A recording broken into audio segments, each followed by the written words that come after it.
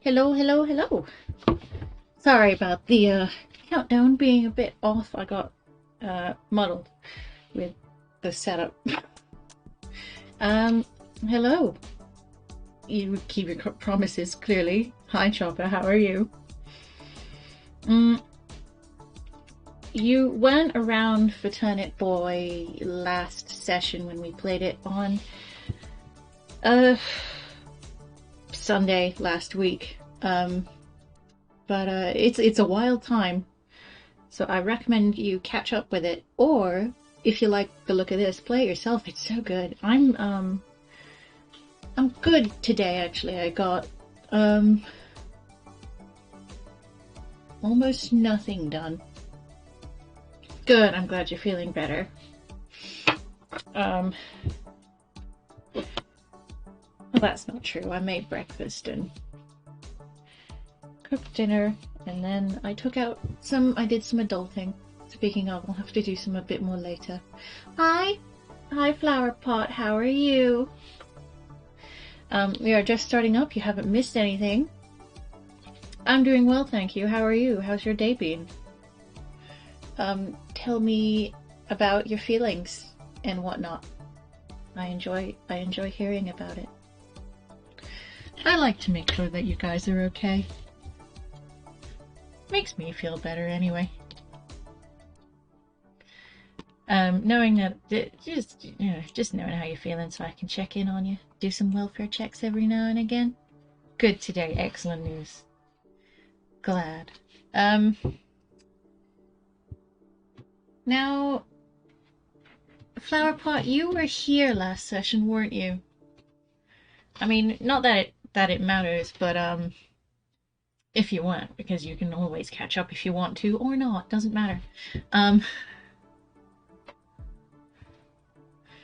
but it for those of you who are unaware, when we started doing this last session, we sort of ended it after a boss battle, and we retrieved some strange, sort of sentient-looking goo to give to the mayor, who's been asking us to go around collecting some very strange things. And they seem pretty inessentious at first, but then as the game went on, all these things that we were collecting just sort of, we pieced together something. We're pretty sure, well, I'm pretty sure that Mayor Onion is up to something big time.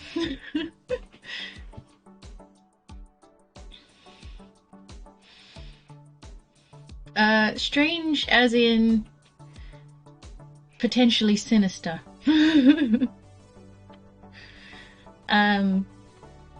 Because I essentially, by the end of the session last week, I pretty much think we stumbled upon the secret of sentient vegetable life. We'll get into it as we play, no doubt. But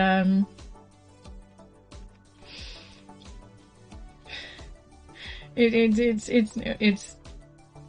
weird. We'll talk you through it as we go. Hi, it's just me. How are you?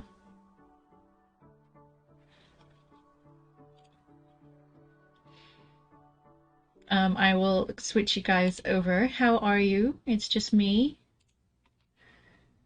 Nearly said a joke, but for once my brain said no. It's too early to be to annoy Nightbot. I am the bot in this situation.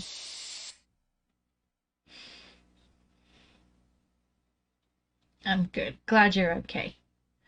I'm just gonna turn the volume down a smidge for me.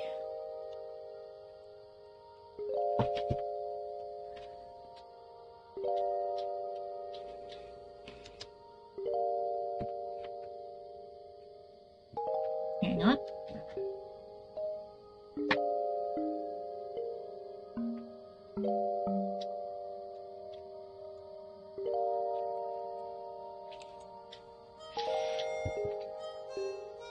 Okay. It's really not. Oh, here we are. Took a minute to just kind of register that I existed, which is nice, you know, when it does that.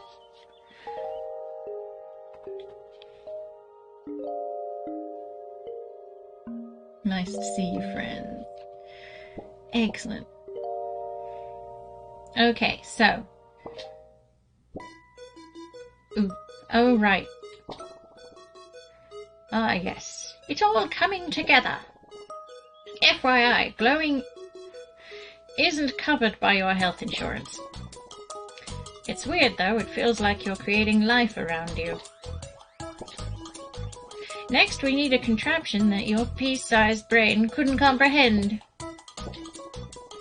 It's a machine that shoots a red laser. It's some high-tech stuff. It's called a laser pointer for short.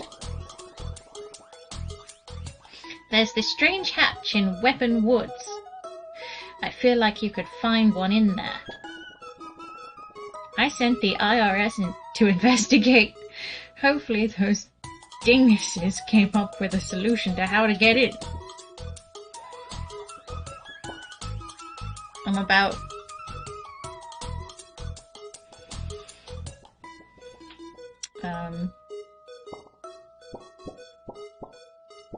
high key about the bouncing. Work tomorrow, more days off, please.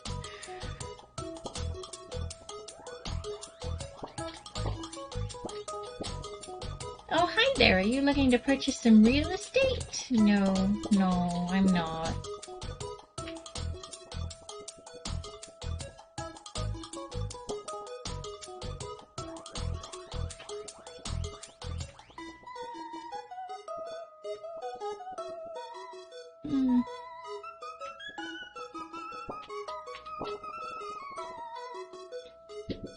Scram before the IRS shows up.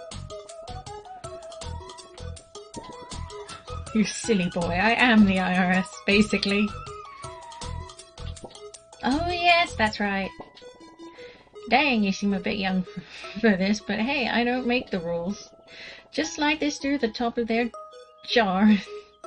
They can handle it from there. A hammer should help get the pickled gang.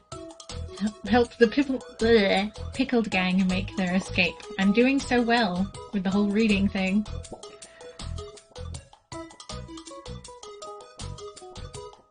Oh, early nights for you guys.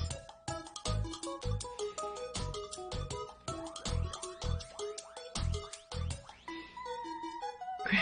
Let's all have a day off. Exactly.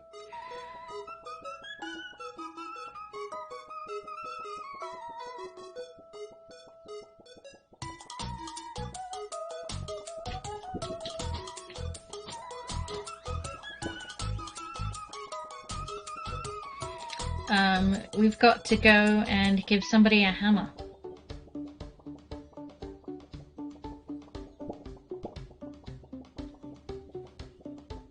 I think it's through here. Oh. Yes, 'tis. I think.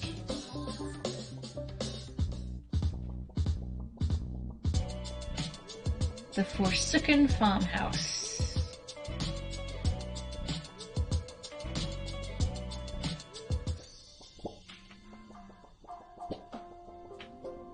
I am absolutely, Thanks, Turnip Head. We owe you one.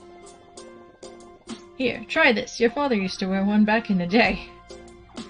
Every good mafioso needs to look the part. Milady.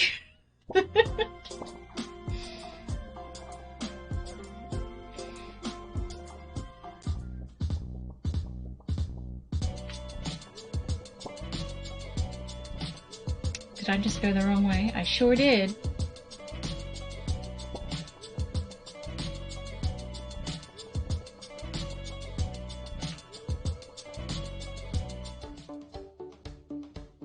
I'm an insomniac. I don't get there early night.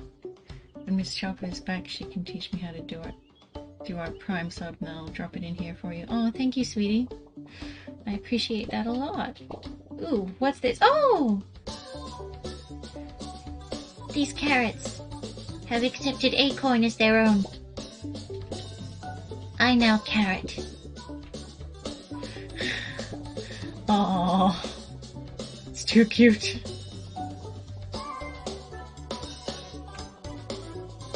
Oh, that's right. Apparently nuts in this world don't really do sentience, so, nuts and seeds don't really do sentience. It's all vegetables and fruit. Then you've got your insects who like, sort of, eat everything.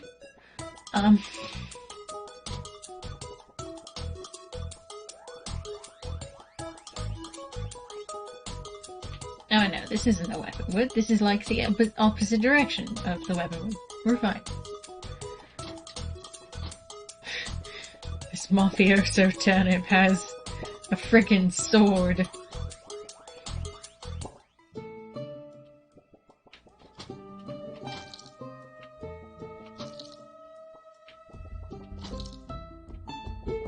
Our snailios.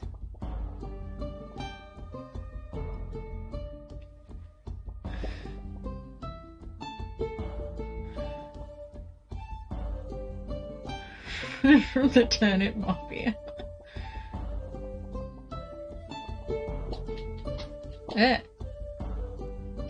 Hello, Turnip Boy!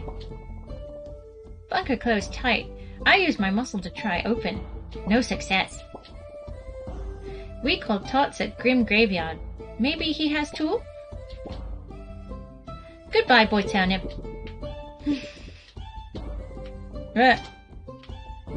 Just... Right. Just gonna, stab that real quick. Okay, I can't seem to interact with that one. Okay. Must speak to probably the rotten potato.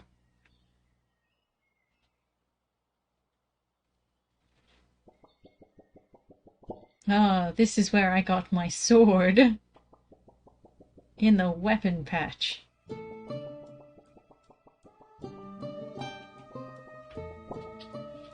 Oh yeah.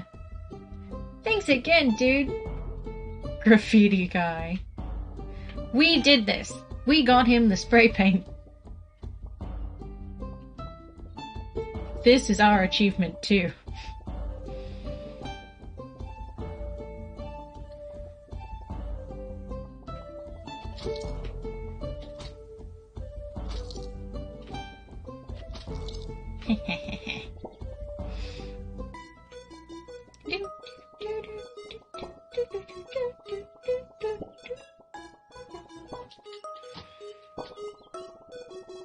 Alright, kid, what do you want from me? The IRS called and told me to help Boy Turnip. I'm going to assume that's you. My shovel? Why? I make my living with this darn thing. Alright, fine. If you want it so bad, you're going to have to work for it.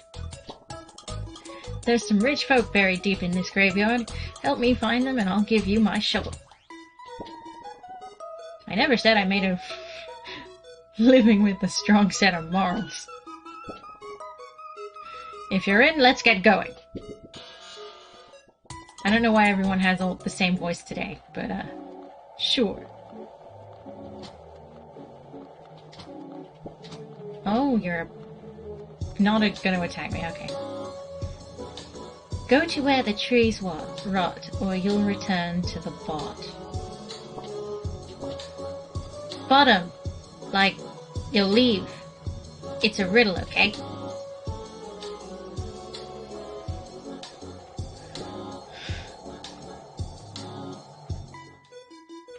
Oh. Okay.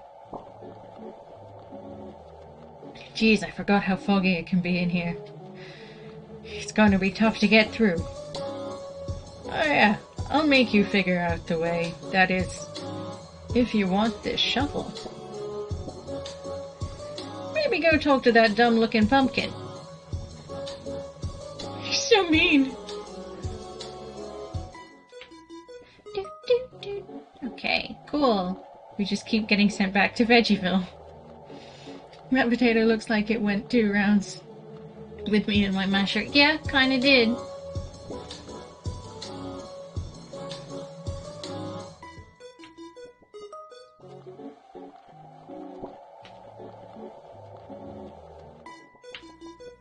Hmm. Go to where the trees rot, or you'll return to the bottom, like you'll leave. It's a riddle, okay?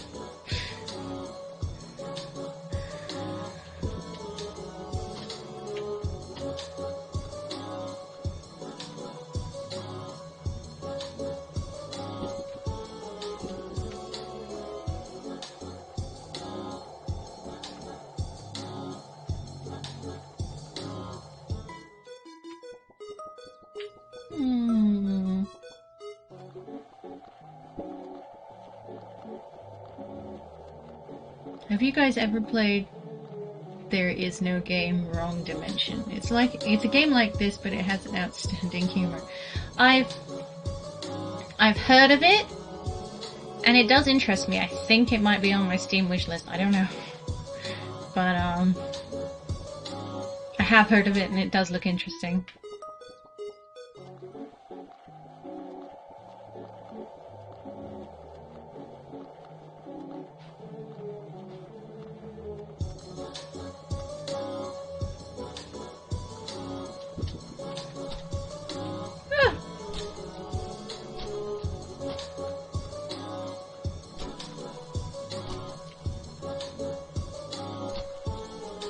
Aha! A top hat. Okay.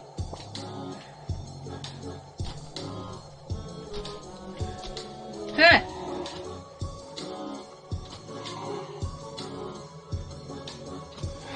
Oh, that's so sad. Doesn't that just remind you of the Harry Potter game? Wherever you eat something, you just burp after? You're robbing graves, a bit disrespectful, like even for a turnip. I know! This is an issue that I've had since the beginning of the game. He just casually drops in that he makes a living out of all the rot that live in the graveyard, which is what they call their dead. I've had an issue with this from the beginning, but now it's time.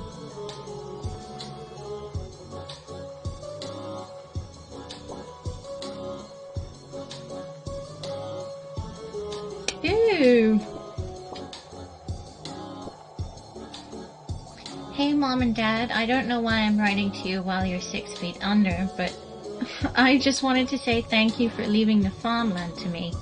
It'll be a great place to raise the kids. Honestly though, couldn't you have paid off the debt before you passed? The taxes on the farmhouse are absolutely insane.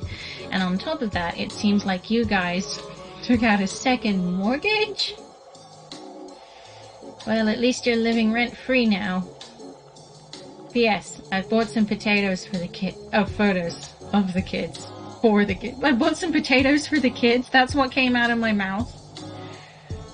I bought some photos of the kids.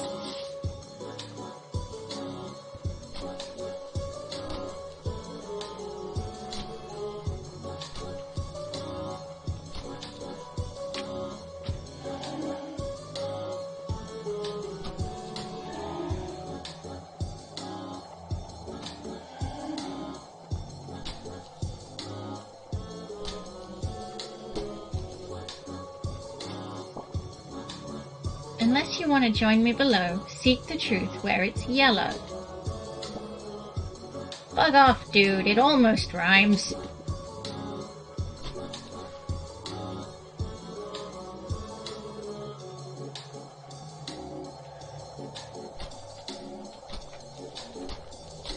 Ah!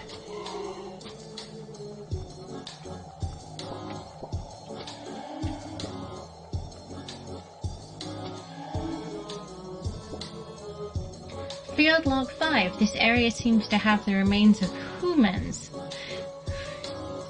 Everything they left behind dwarfs our technology and abilities, so they sure were something.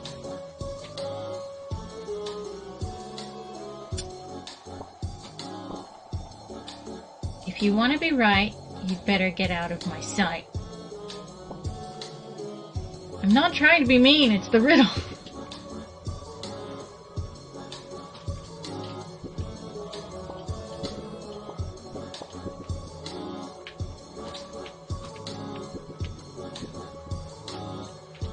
Excuse me.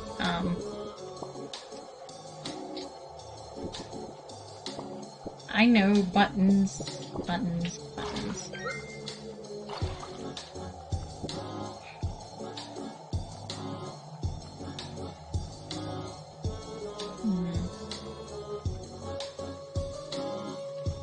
Okay, that's fine.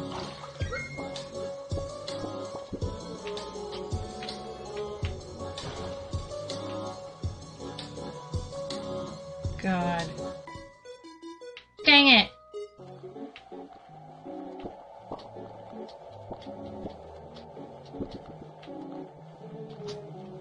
Fine. Do it the hard way.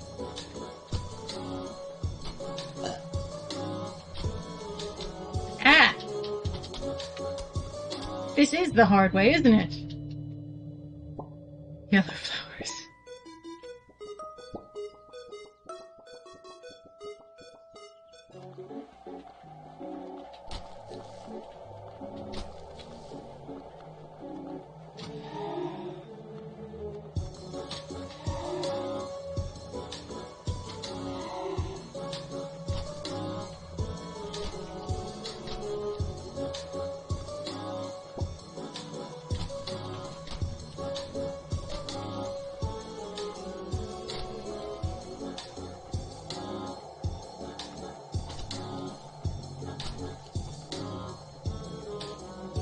Oh, what's this, eh?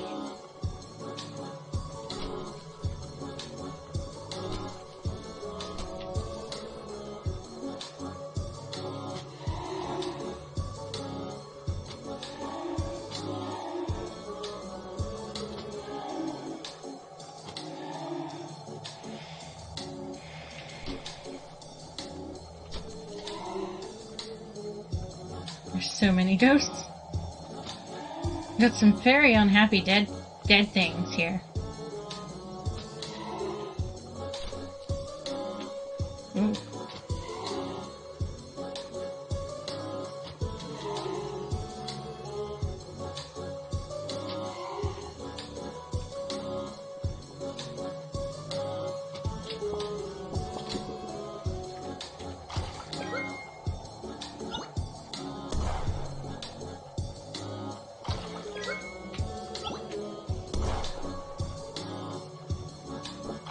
The direction to go that's the best, well, rhymes with best.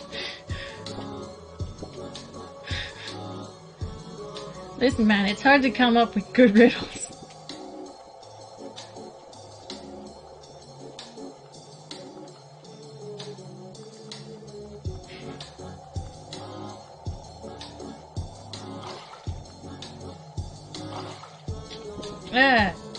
Gosh darn it. Relearning the controls. Not that I was ever very good with them to begin with, but I'm just like... I'll be honest, I've been, Unless you want to join me below, seek the truth where it's yellow. Ah.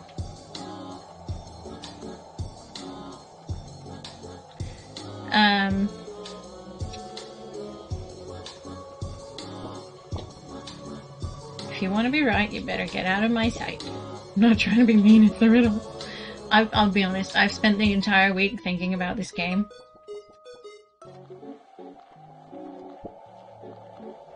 And it's upsetting.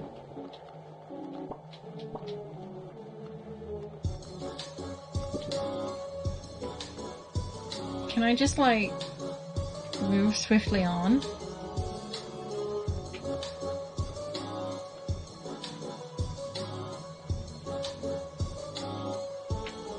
Seek the truth where it's yellow.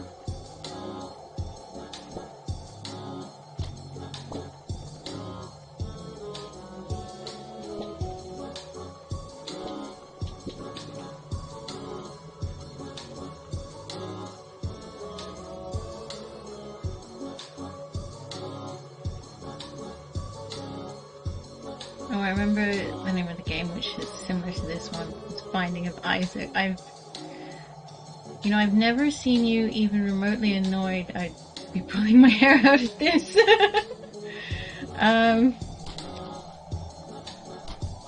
Ooh. Oh yes. It's much easier if you are familiar with the game, because you personally are not yet aware of the mechanics quite yet. It's thank you. No big deal. I'm impressed you're literally killing ghosts, right? With a sword made of vegetables. Which is nuts. Ah.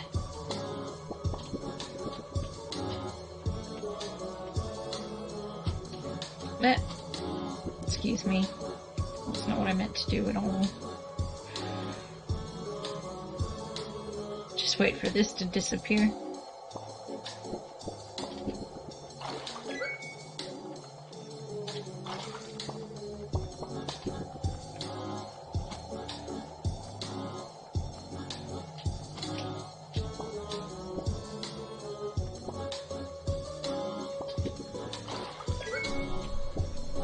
Yeah, get in the... Oh, dang, sorry.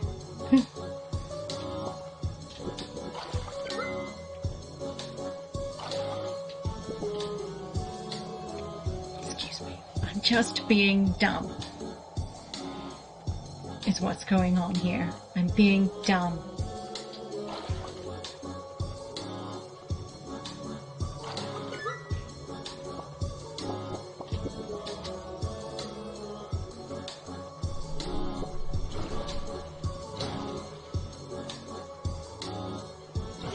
No, come back.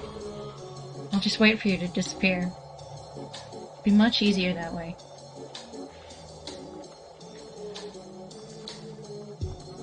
The Blade of Woe is full. It's a really good game, but it's a little darker. I don't know, but I trust you. I like dark games. This does go sort of a little bit dark. I think only one of these pumpkins is being completely honest. The rest of them seem like they're lying about the direction. And who they believe is a liar is telling the truth.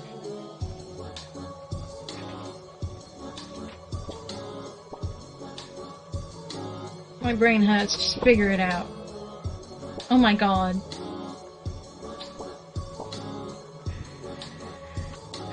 You should go west. Also, the pumpkin to my right is lying.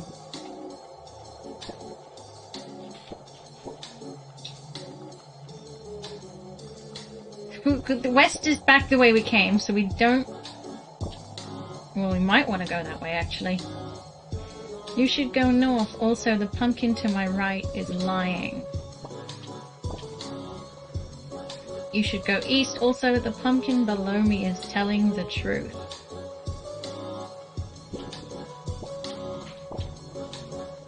You should go south. Also, the pumpkin above me is telling the truth.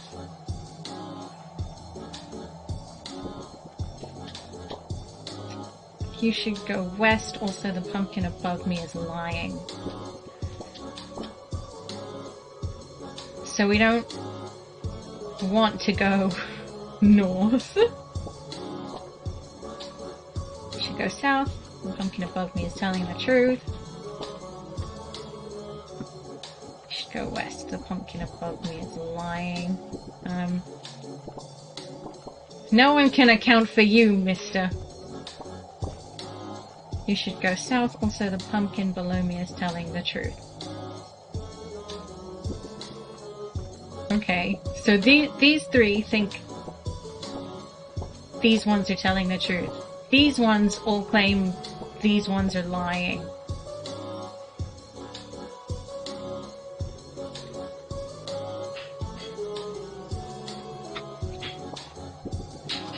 Oh, sorry, excuse me.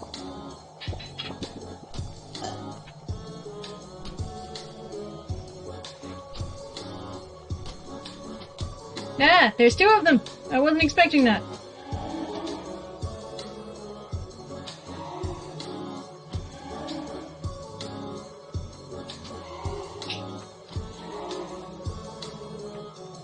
I don't know why I wasn't expecting that. Seems like a silly thing not to expect at this point.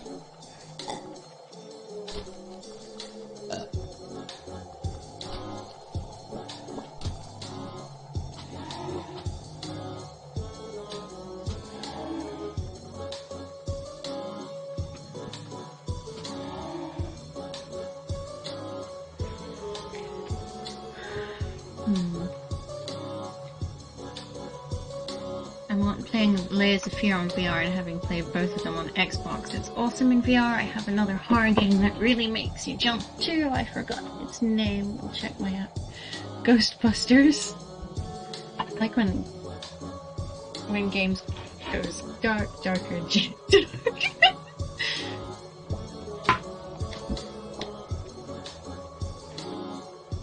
You should go east. Also, the pumpkin below me is telling the truth.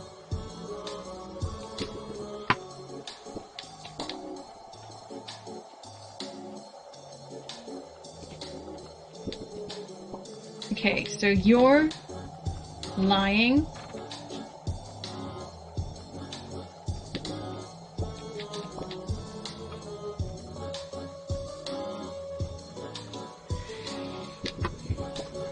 Okay, let's start from here. You should go west. Also, the pumpkin to my right is lying. You should go north. Also, the pumpkin to my right is lying. So we shouldn't go north. And that one there is lying. The pumpkin below me is telling the truth, but you're lying. So you're lying too. You should go south. The pumpkin above me is telling the truth, but you're lying. Or are you? You should go west. Also, the pumpkin above me is lying.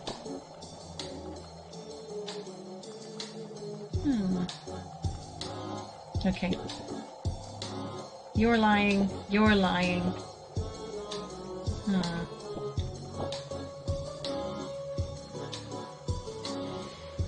You should go south. Also, the pumpkin below me is telling the truth.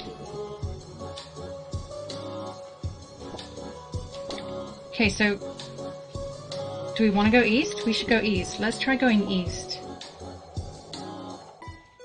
Dang it! We didn't go east. That's not what happened.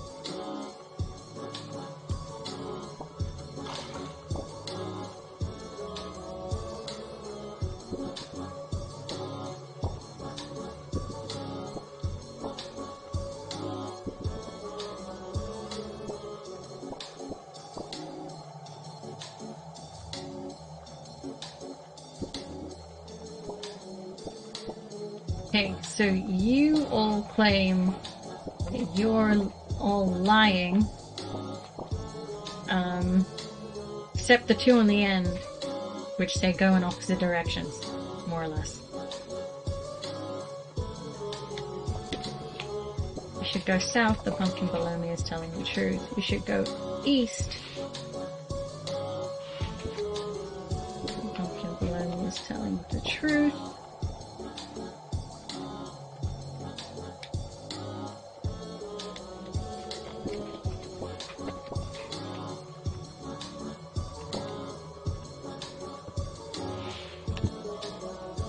Okay. You're a lying liar. You're a lying liar. You're a lying liar. You're a lying liar. And you're a lying liar. All I can say is that this one is definitely a liar. This one's lying. Like a lot. And it's very confusing. But this one, whom nobody points to, is saying that this one is telling the truth. But this one is saying that this one is lying. But this one's saying that one's lying, that one's saying this one's lying, this one's saying that's telling the truth. Which is a lie.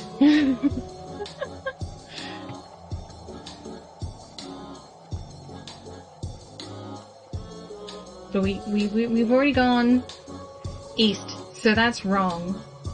So you're lying. I think you're the only one that actually says west.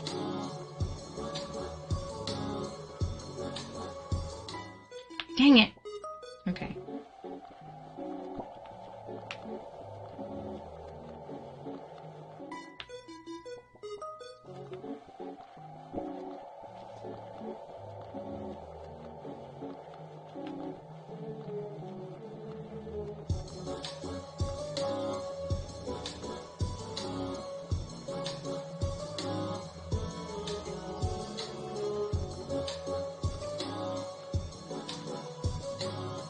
We have to go this way. No!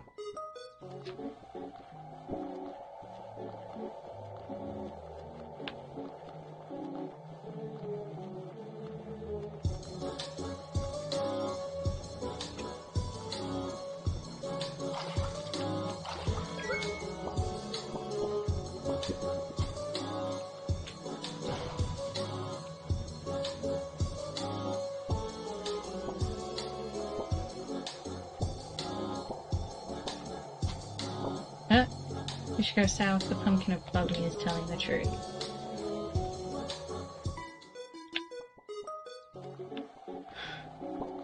Okay.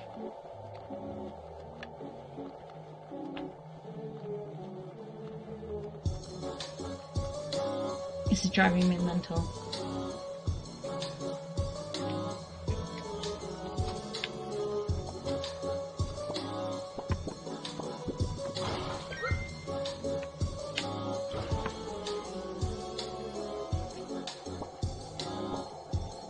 This is the only way I haven't gone.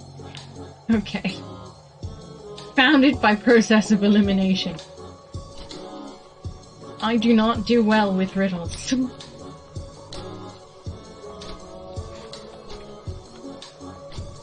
Oh, it's the shovel. Oh snap, kiddo, we've struck the mother lode. Now that I have a brand new shiny golden shovel, I guess I don't need this hunk of junk. Take this. I'll get rid of that gross soil sword for you too. Free of charge. But the mighty weapon hits hard and can pry open bunkers. Aww. I miss my sword.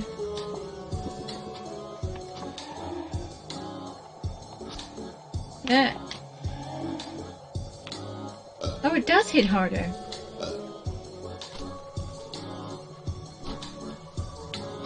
Where there were 3 strikes, there are now only 2. Ah, I said stop. Well, I didn't actually, but you know, that's better. That's what we like to see. Oh.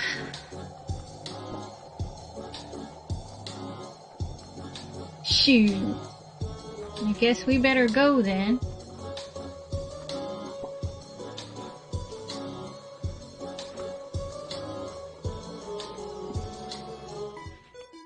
Hooray, we're free!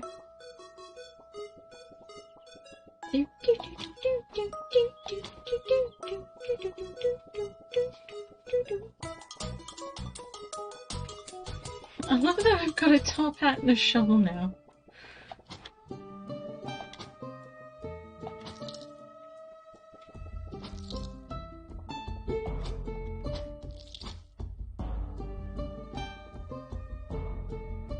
I don't get a rift, I get a quest too in a second.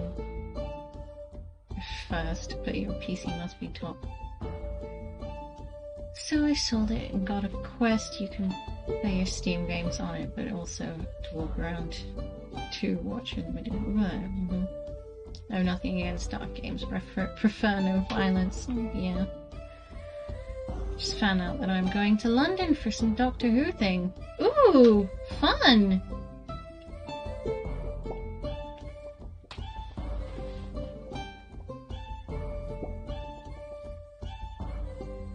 When is that? Because, reasons. You know, Corona. It's a whole thing.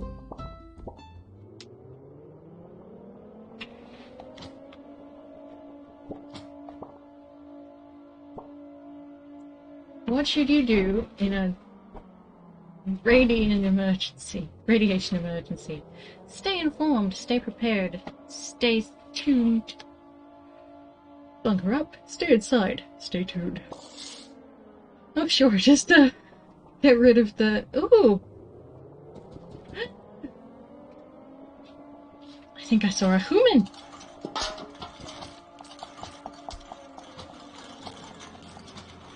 I think this is a tin of beans.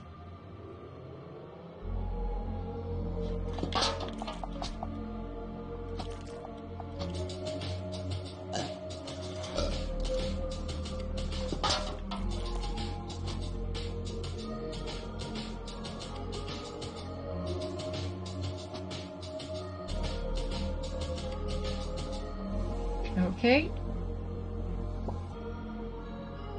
Diary entry. After being in this bunker so long, I've gotten so pale I can't wait to see the sun again. Hair dye. What do I need hair dye for again? Can make leaves blue. A hot commodity among barbers. Oh yeah, that's right.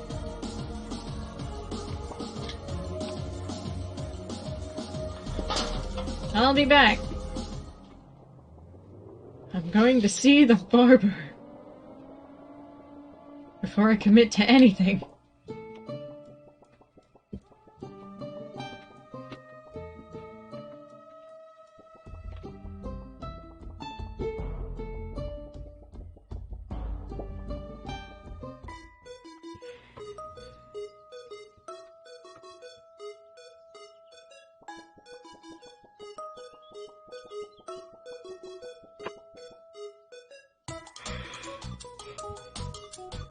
You know, honestly, I've never had to do a COVID test.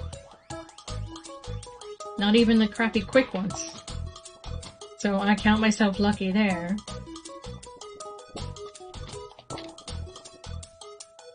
With the atrocious haircut, you with the atrocious haircut, you have the hair dye?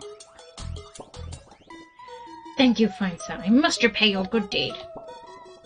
Do not worry, the great Edgar shall fix the monstrosity of a dew. Monstrosity of a dew. Just cut it off. Okay, I've got scissors now. Oh no! I'm bald! Did I... Where are my hats?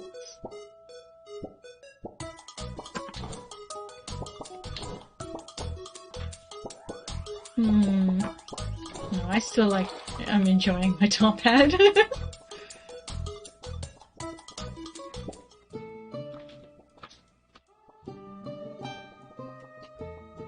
He used to have leaves for hair when you took the hat off, but the barber just cut it all off. Ah. Doy.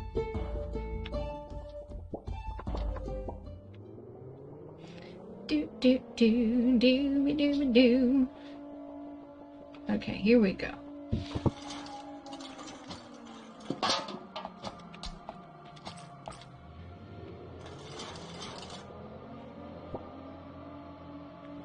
All right.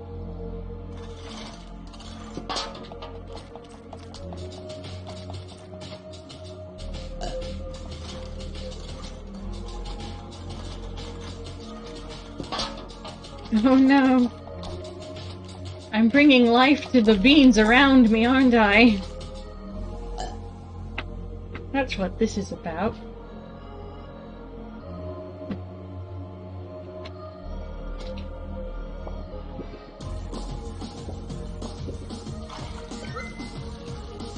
Ah, I'm on fire!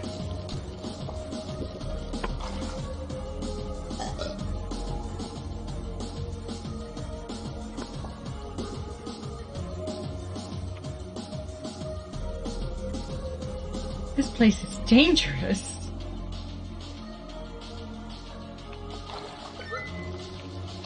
No! Why is everything sort of doing that?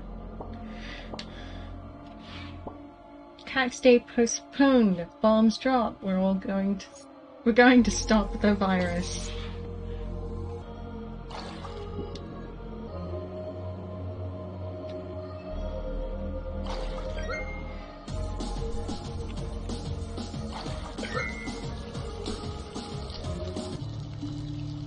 Sure did. There was just fire everywhere.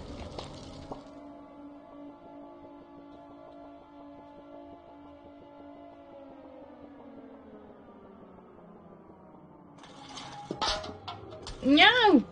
I just want to avoid you.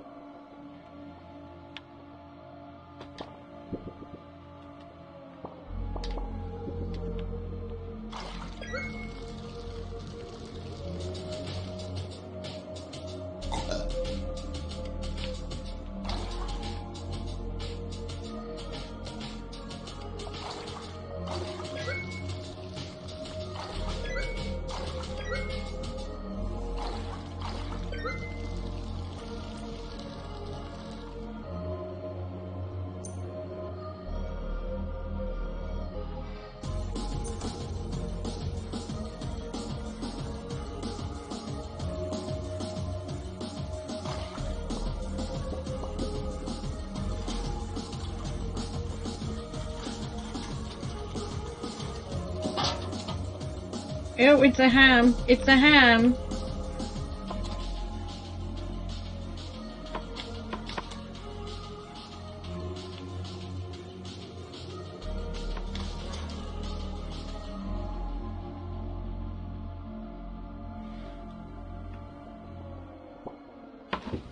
Diary entry. I've been so bored down here. We stocked up on everything but entertainment, so we've been watching the same few movies on repeat forever.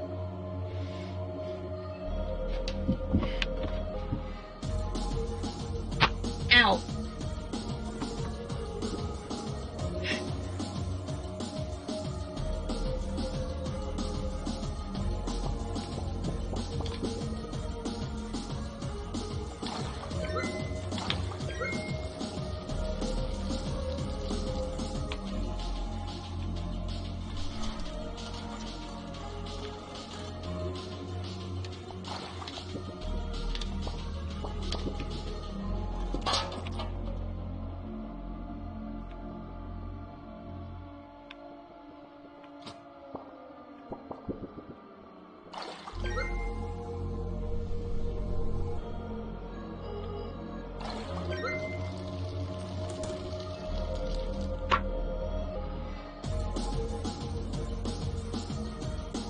Oh God, why? Dear Diary, what's poppin'? It's Liz again. It's day, what, 1105? I thought we would be back home by now. The family is driving me crazy. It feels like you're the only one I can open up to, you know? I really miss Matt. I'm hoping when this is all over and he gets home that things can go back to normal. P.S. See you tomorrow, Diary. He's so mean.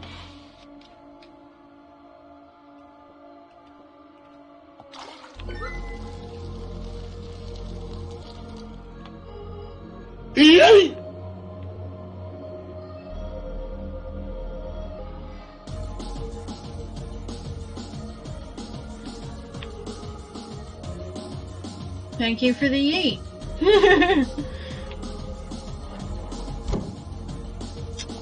Oh, there appears to be something inside, and it's alive, and I don't like it.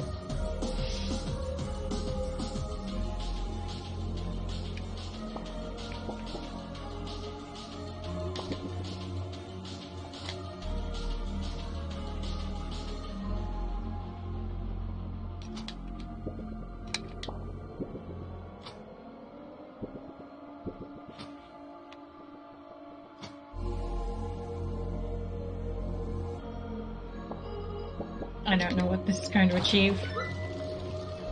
Probably nothing.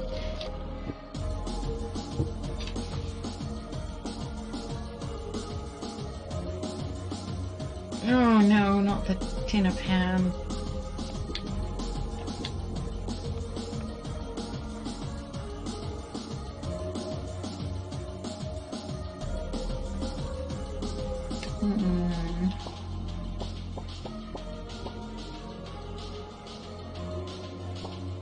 Oh gosh, I haven't given Holly her phone back. I've just had that.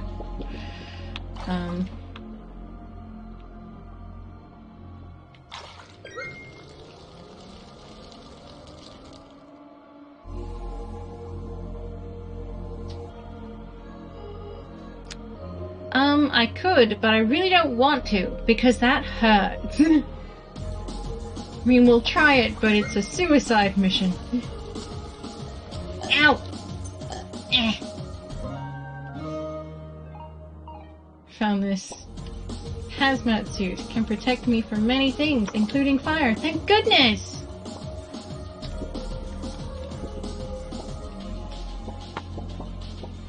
Where's my damn hazmat suit?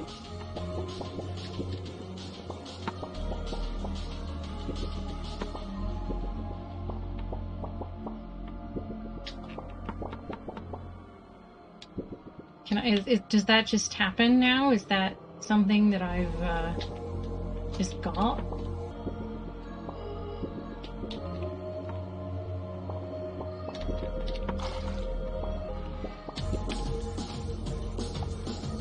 It's glowing. Why is it glowing?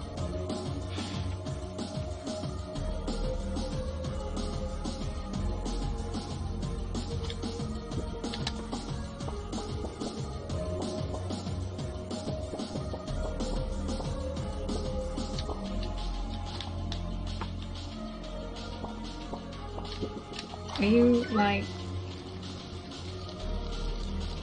Okay. I'm fireproof, but I can't get in the glowing wardrobe. I don't know how. It is beyond my power.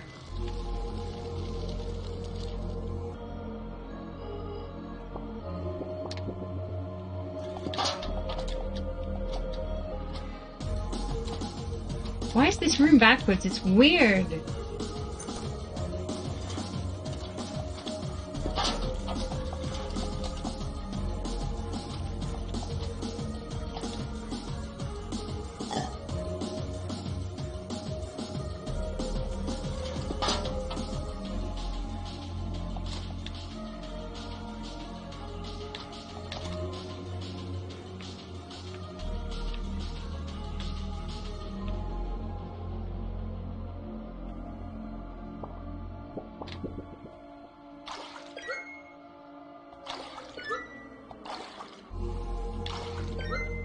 Thank you.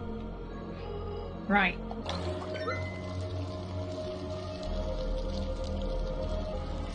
No!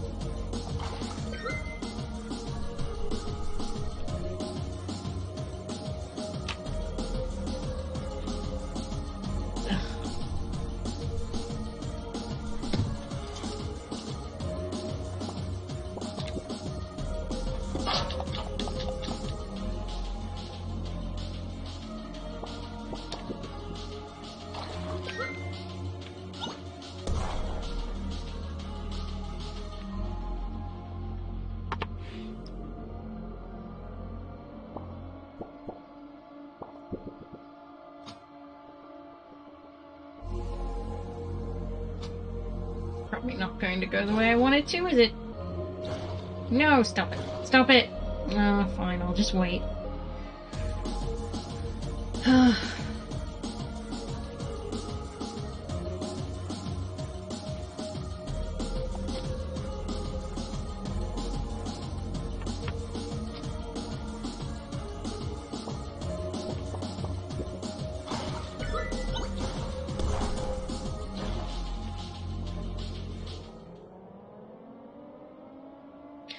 I'm really sorry, friends, but I need to go. I'm pretty exhausted, and tomorrow I have a long day. Friends, stay amazing, and I hope you enjoy the rest of your stream. Thank you so much. It's just me. Have a good night's sleep, and I hope you have a good day tomorrow.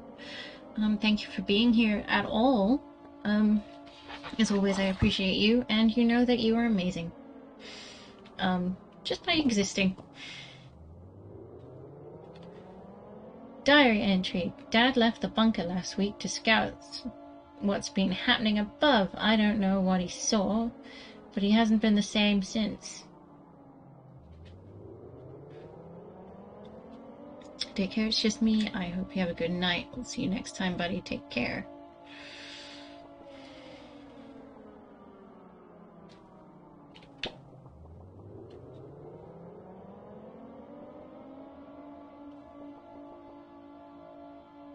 They're watching me.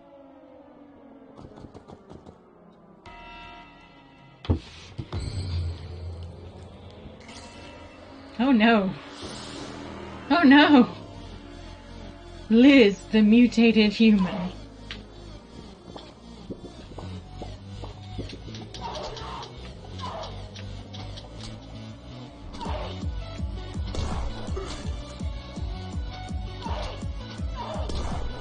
Ah, this isn't going well at all.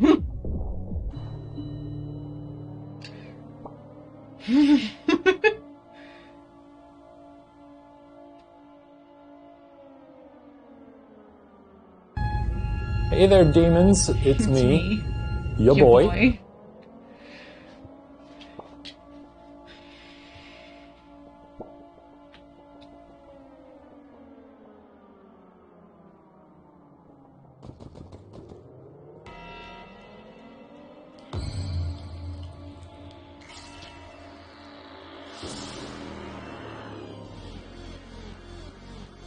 No, Liz.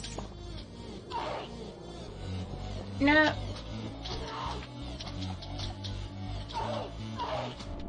Ah! No. Stop it. No. Ow. Must learn how to combat.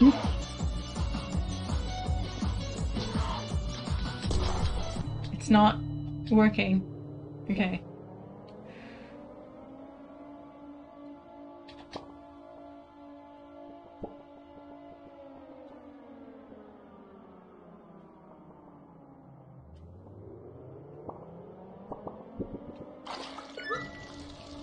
Okay, do I have to set Liz on fire?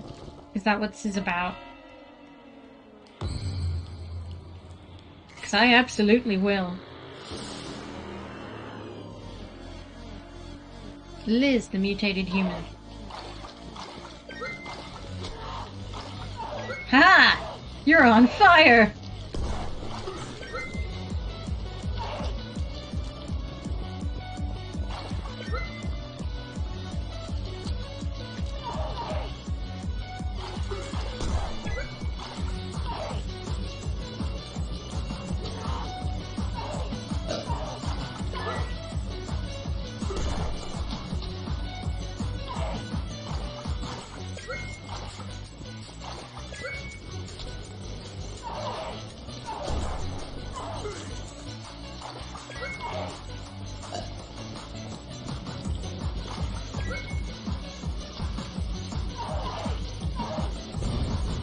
Haha! Am I even allowed to backseat games? Sorry. You've never told me.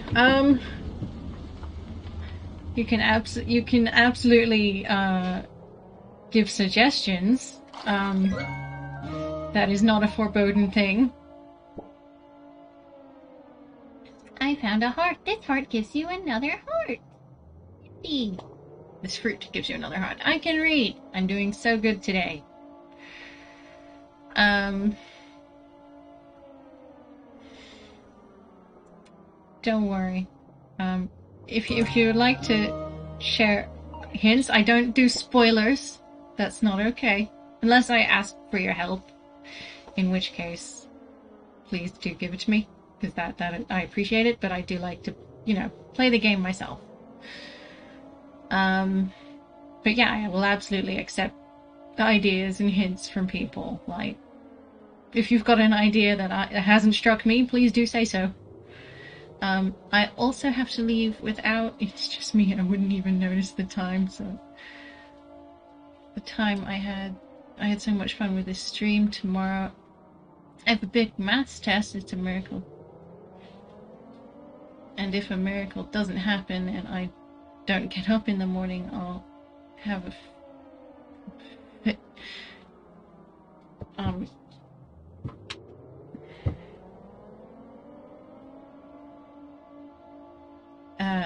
I really enjoyed today, and I'm looking forward to the next stream. Otherwise, according to me, Turnip's the most suitable for fedoras or scissors. Say hello to Kat. I love chatting. Bye. Have good luck with your maths test. Sleep well. You definitely need the energy. Maths is hard. And thank you so much for being here. I appreciate you loads. As always, thank you for visiting. Good night, Flower Pot. I will see you next time, and you're quite right. Turnips really do suit fedoras. The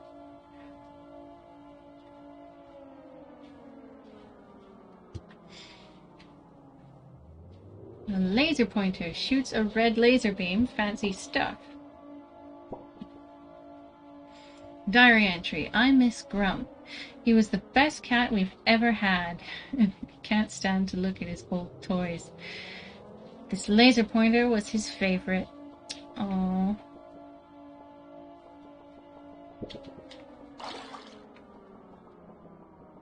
I think I must be done here.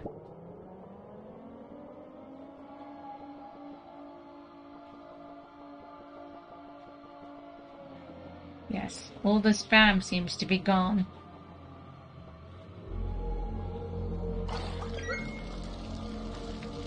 Dun dun dun.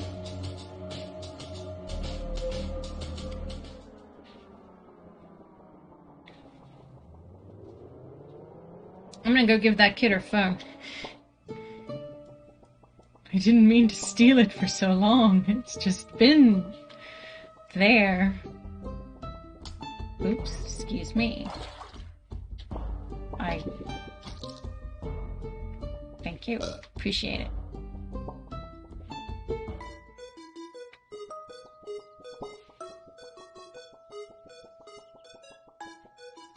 And then we'll talk to the mayor, because, Oh, Mush, you got my phone!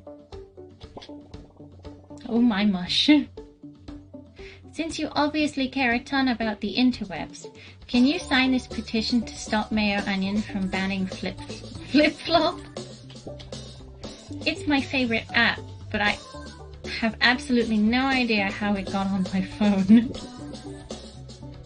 Strawberry? Oh no! Oh. I accidentally dabbed it. Yeah. Wait, did you change my password? He's like,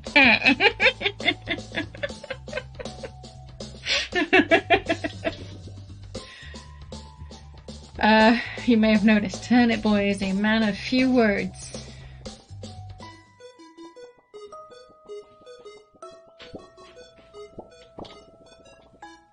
Yes, the laser pointer, the final piece of my master plan. You really thought I would give you back the deed to your greenhouse? Ha ha! Ha ha ha ha! Ha ha ha ha ha ha! You really are an idiot, just like your father. Do you even know what's even under your own home? This is pathetic. The Turnipchino legacy left to this dingus. Get out of my sight. I bet even the infamous Old Man Lemon won't help you now. Oh, Old Man Lemon! Help me! Hello, chap. Well, I guess it's time to tell you the truth. Your father, Don Turnip Chino, Mayor Onion, and I go way back. We used to run in the same crime family. We were all mobsters. Your father was the boss. I was his hitman. Mayor Onion was his consigliere. Who's the consigliere? Our society is chaotic. We have no laws, no one in charge. It was the perfect time to take control, but we had our disagreements. Mayor Onion got filled with greed. He had his own beliefs on how the town should be run. We thought he was just a bit of a quack. We didn't think he would take it this far. He formed a government, turning his back on us and dragging our names in the dirt. He wanted what we have in our base below. Weapons, wealth, you name it, we had it. I believed that he would go to great lengths. I always thought your father's death was suspicious. You thought this was about your greenhouse? Sonny, there's a massive base under it. You must go now. Sneak in and defend Mayor Onion. There's not much time. Defeat Mayor Onion, sorry. Not defend him. Who cares? Why didn't he tell him earlier and solve the problem sooner? Well, he didn't really realize what was going on, obviously. Mayor Onion's just a quack, so... You can use my secret hatch behind this tree. But be quick!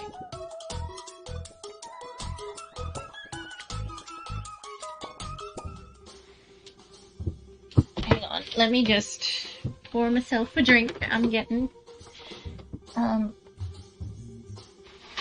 thirsty with all these old man voices.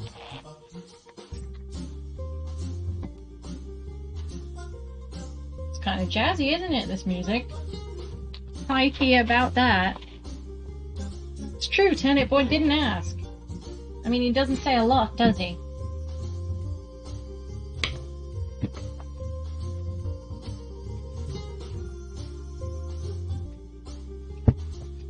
Absolutely love the voices. Thank you.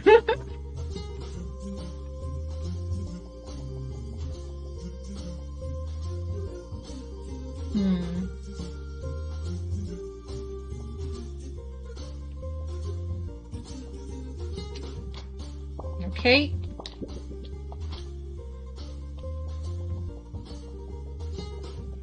There's so much going on here.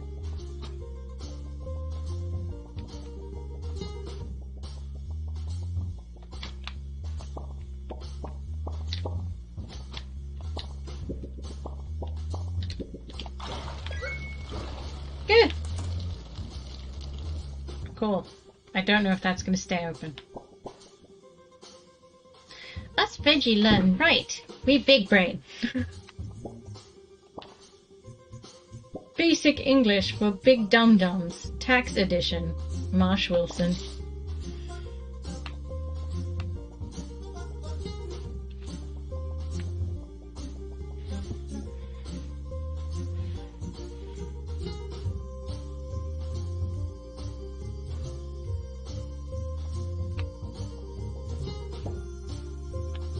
Right.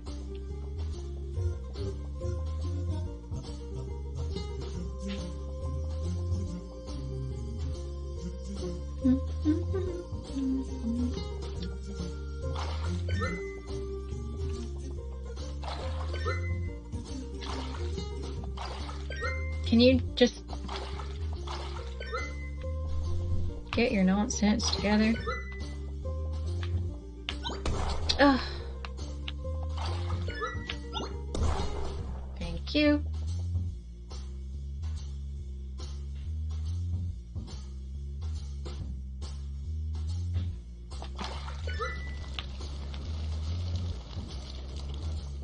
It's okay.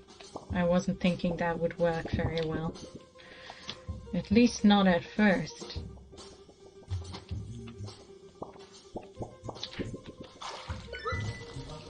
It's ironic that water is doing this. Oops.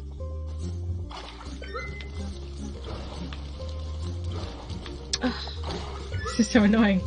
I need to put it in a better place. Okay, cool.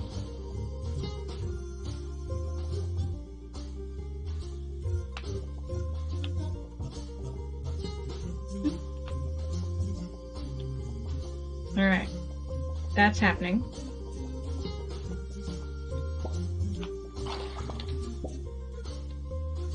There's so much going on here!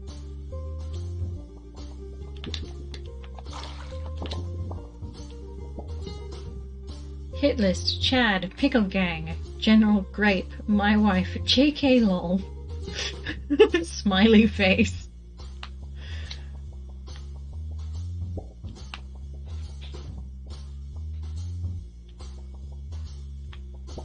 Oh look, it's a portrait of Mayor Onion.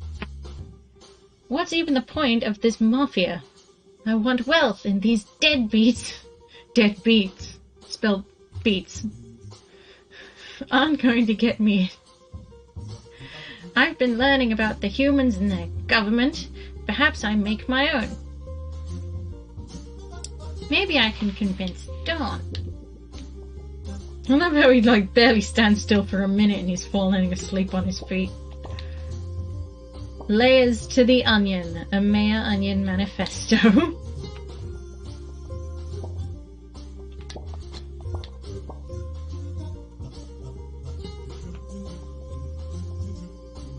Oh my god! According to our research, whatever beings lived on this planet before us were destroyed by these devices. We need to dismantle this if we want to protect our future. I'll have Onion do it. Dawn.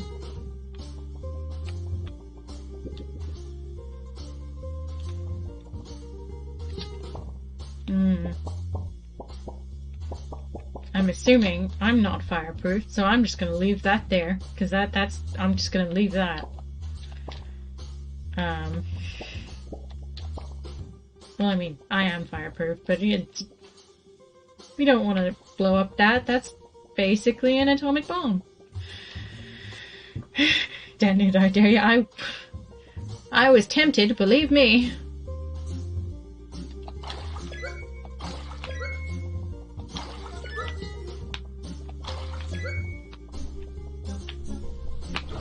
Good. Come back.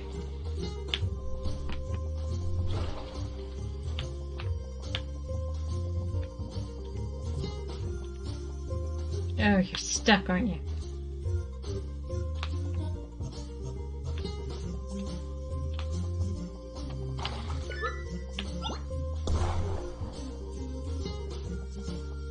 Why can't we just climb over the desks?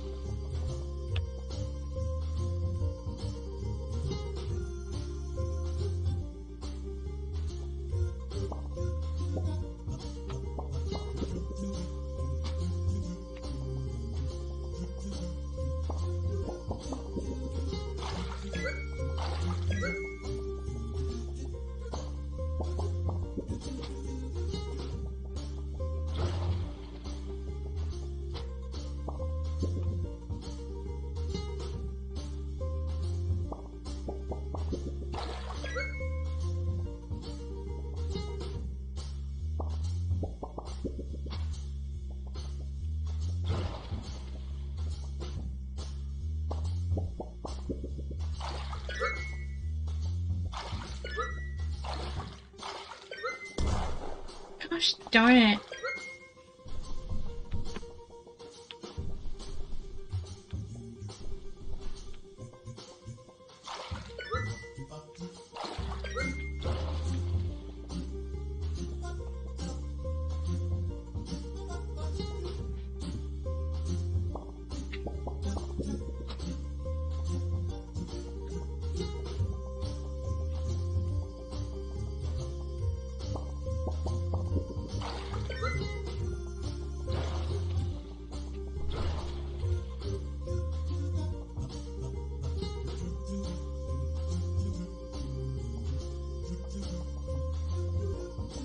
Just gotta wait for that.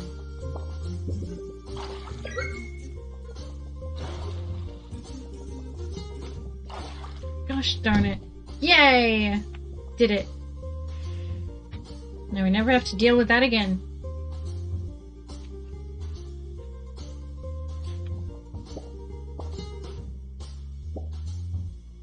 My surviving son, if you're reading this, I've probably been rotten for a while now. I've left the estate to you, but I fear Mayor Onion's retaliation. Please do protect yourself and the Turnip Chino land.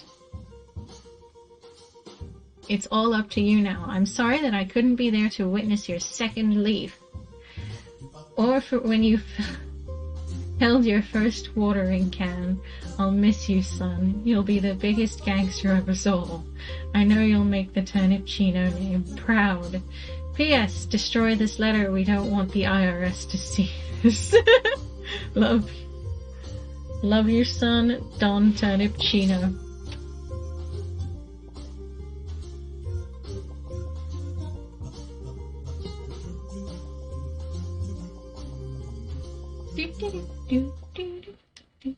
Hi, aggressively. Wow, that's 2 whole bots right there. Give me a second.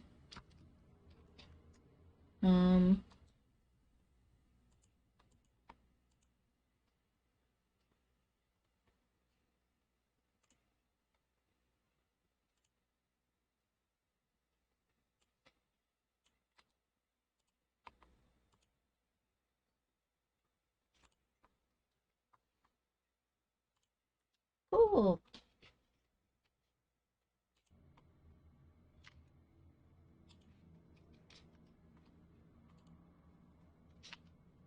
Cool. I'm just gonna make a note of that message, and then I'm gonna just immediately deal with that later. Immediately deal with it later.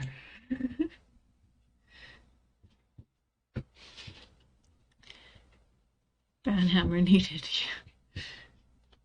They change the messages all the time. Yeah, well, I've seen a lot of them that look pretty similar, so I'm just gonna,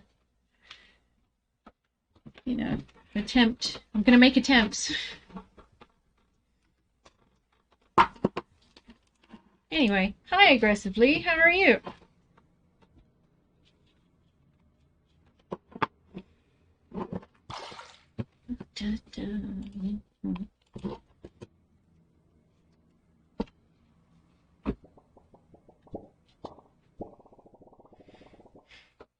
You think you're a wise guy, huh?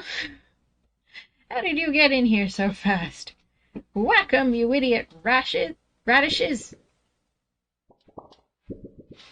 Ooh, excuse me.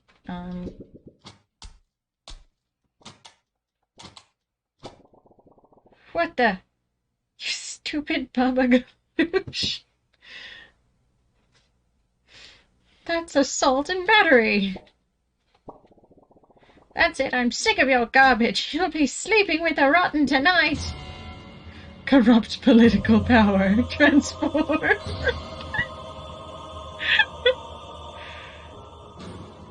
Corrupt Onion went mad with power.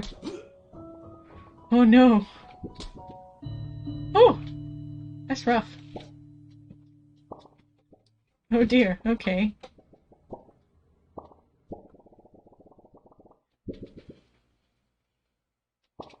Oh.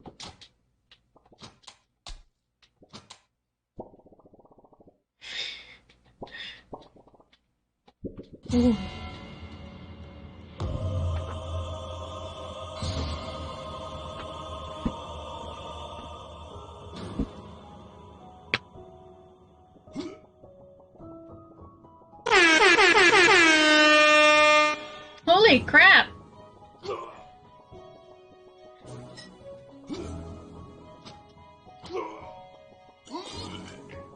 Ew.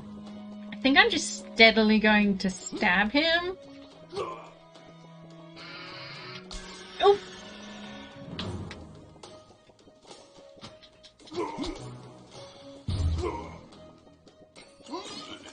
Ew.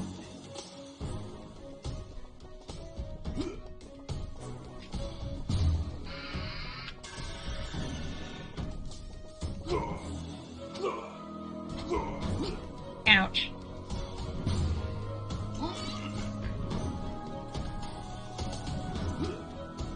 Ah!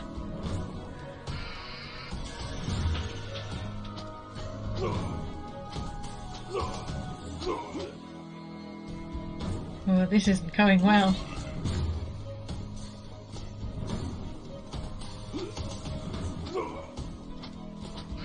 No! No! Oh, this is going extremely poorly. This is what we call going south fast.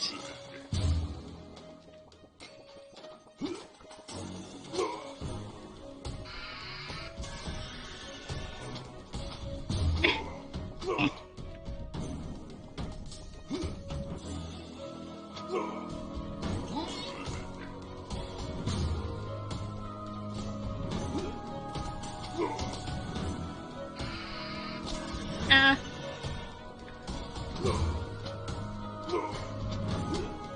Oh. Hi, Star Breeze. Thanks for the support.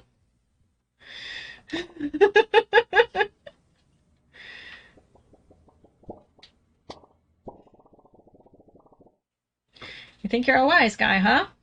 How'd you get in here so fast? Whack 'em, you idiot radishes!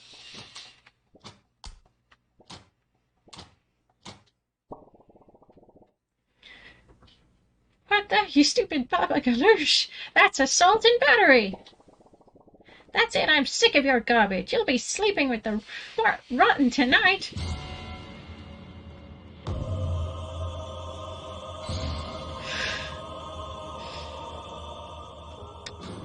I honestly didn't know that I needed an onion magical transformation in my life.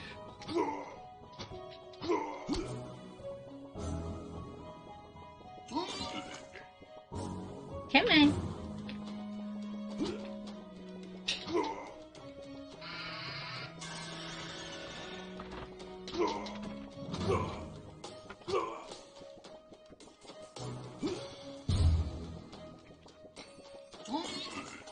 Oh dear.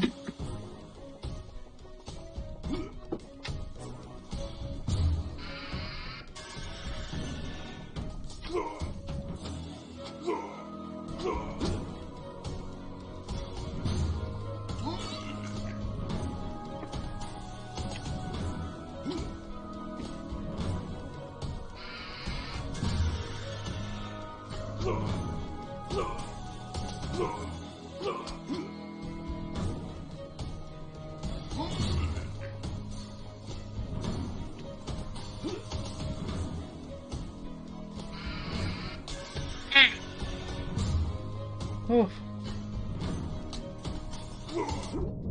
Oh no. This isn't good at all. No! I'm dead. Watching her being pummeled by a giant pineapple always makes my day better. I'll have you know, that is a giant onion. I want her to.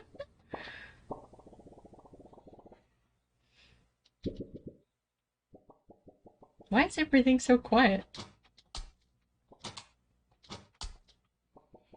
This isn't helping.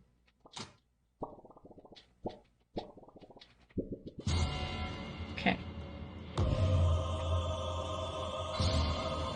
I could do without getting stabbed 3 times at the start of the fight. That would be great.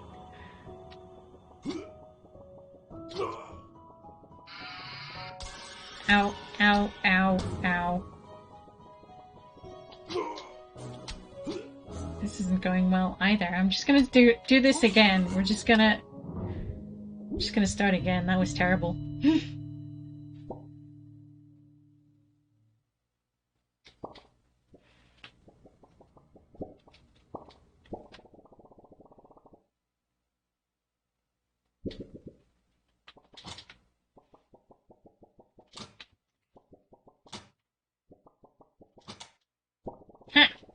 Okay.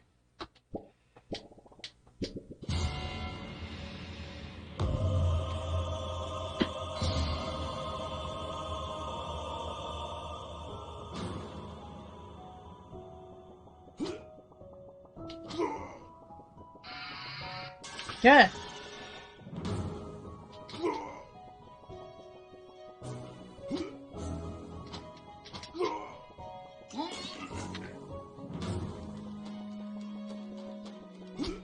Ah.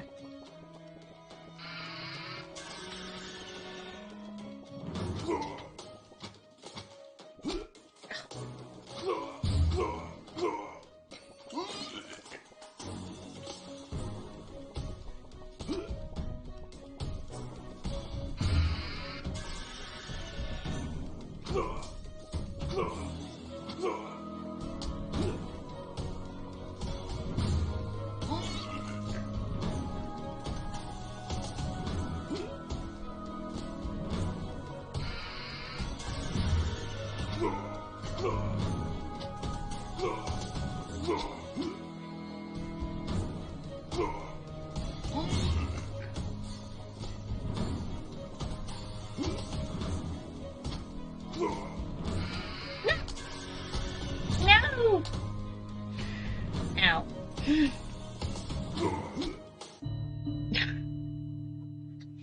Goo laser, 3-hit run, repeat.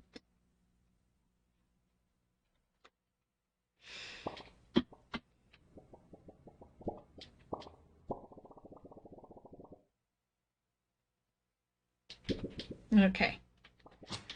Oh no! Don't you dare! You don't get to hit me, radish. That's better.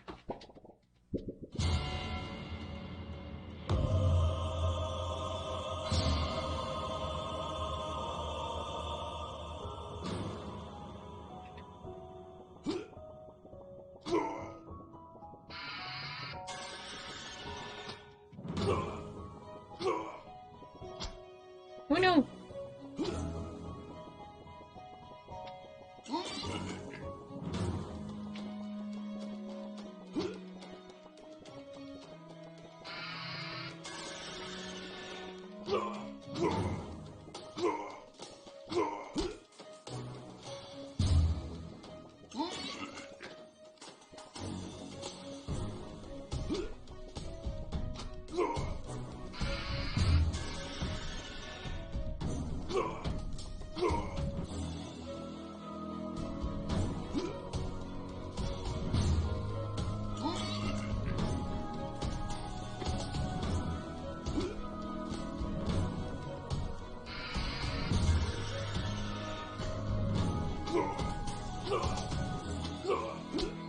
Owie.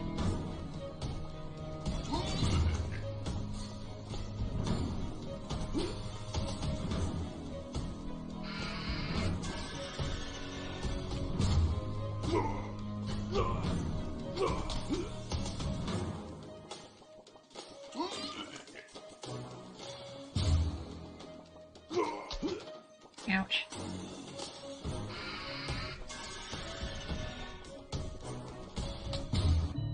Oh! Dang it! I was doing so well.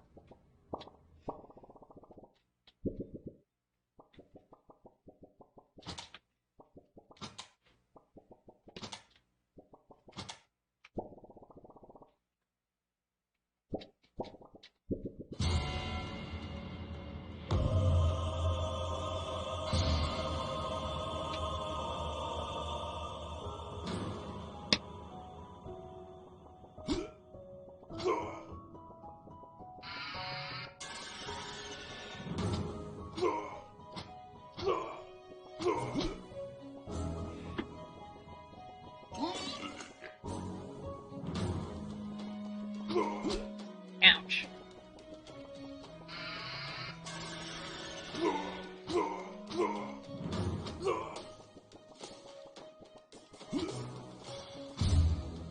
No!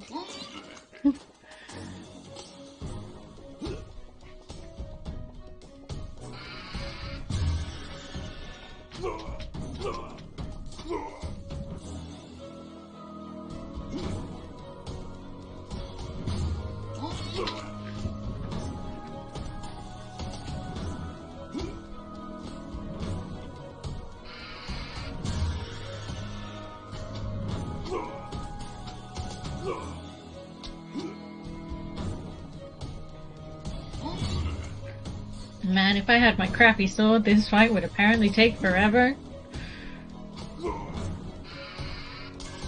Ow.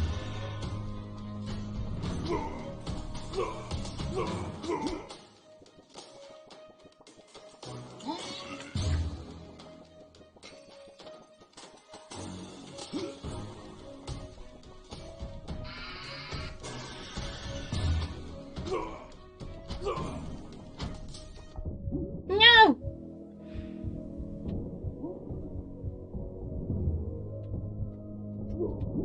No! Aw, I swear, one more hit and I'd have got him, but he got me first.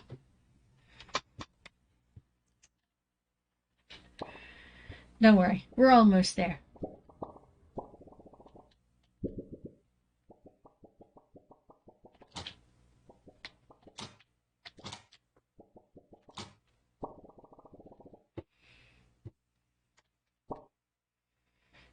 It's assault and battery. That's it, I'm sick of your garbage. You'll be sleeping with a rotten tonight. Dun dun dun.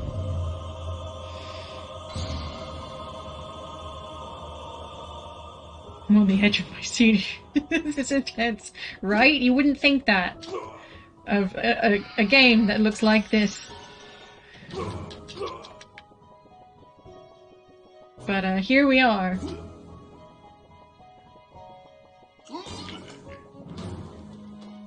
Come in.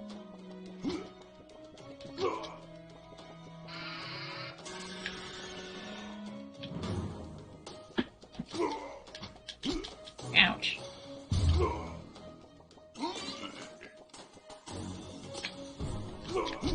Ow.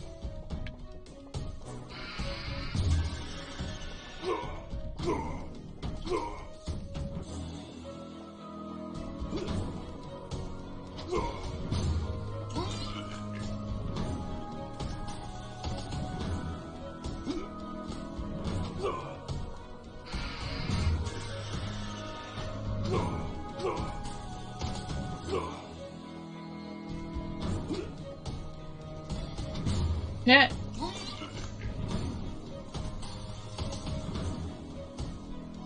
Oh, I'm stuck in the corner.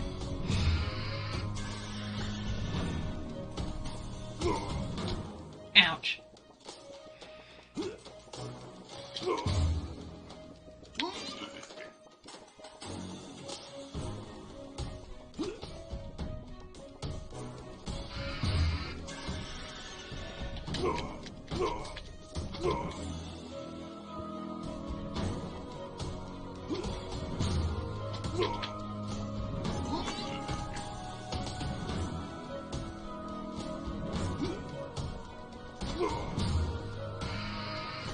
No! Oh! How could this happen? How was I bested by the son of my rival? You might have defeated me, but my government will list our proof of documents you missed. Ah, oh dear. Oh, that was intense.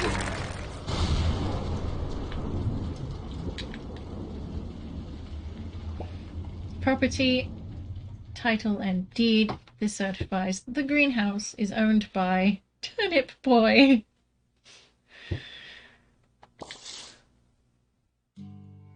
I am a homeowner now. Go to bed, Turnip Boy.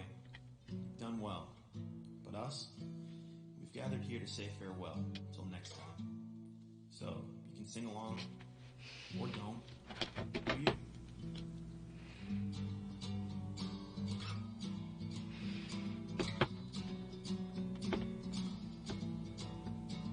We won't pay our taxes, we've got rent and we've got bills. Very well done. That was very tense. Yeah, it was. The boss fights get like that. Apparently, there's only like 4 of them. This is a really short game.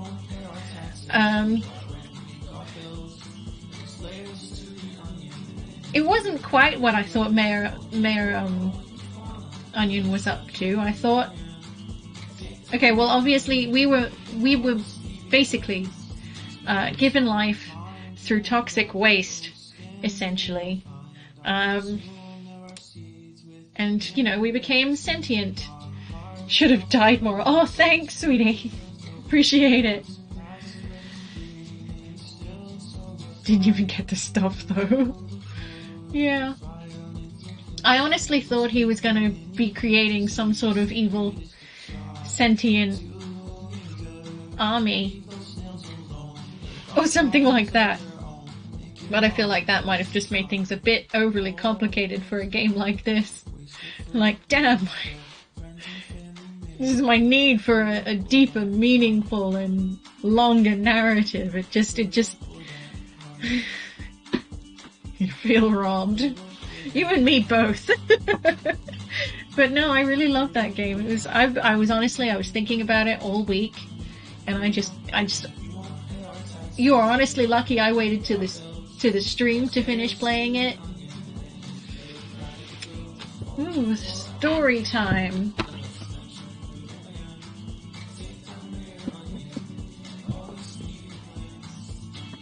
Okay, so, as usual, I'm going to start with, like, the last sentence of the previous page and move on.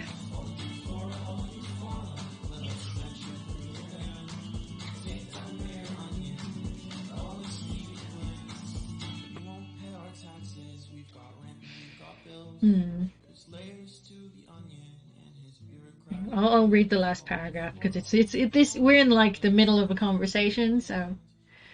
Did you get all the documents and hats? I mean, I hope so.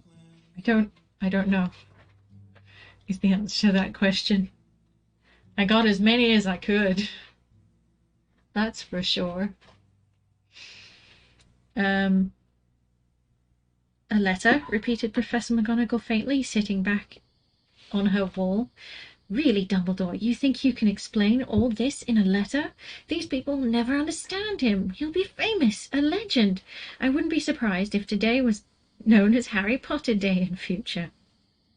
There will be books written about Harry. Every child in our world will know his name. Exactly, said Dumbledore, looking seriously over the top of his half-moon glasses. It would be enough to turn any boy's head. Famous before he can walk and talk, famous for something he won't even remember. Can't you see how much better off he'll be growing up away from all that until he's ready to take it? Professor McGonagall opened her mouth, changed her mind, swallowed, and then said, Yes, you're right, of course.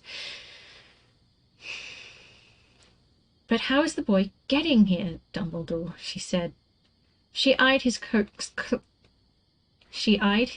suddenly, as though she thought he might be hiding Harry underneath it. Hagrid's bringing him. You think it wise to trust Hagrid with something as important as this? I would trust Hagrid with my life, said Professor Dumbledore. I'm not saying his heart isn't in the right place, said Professor McGonagall grudgingly, but you can't pretend he's not careless. He does tend to... What was that? A low rumbling sound had broken the silence around them. It grew steadily louder as they looked up and down the street for a sign of a headlight. It swelled to a roar as they both looked up at the sky. A huge motorbike fell out of the air and landed on the road in front of them. If the motorbike was huge, it was nothing compared to the man sitting astride it.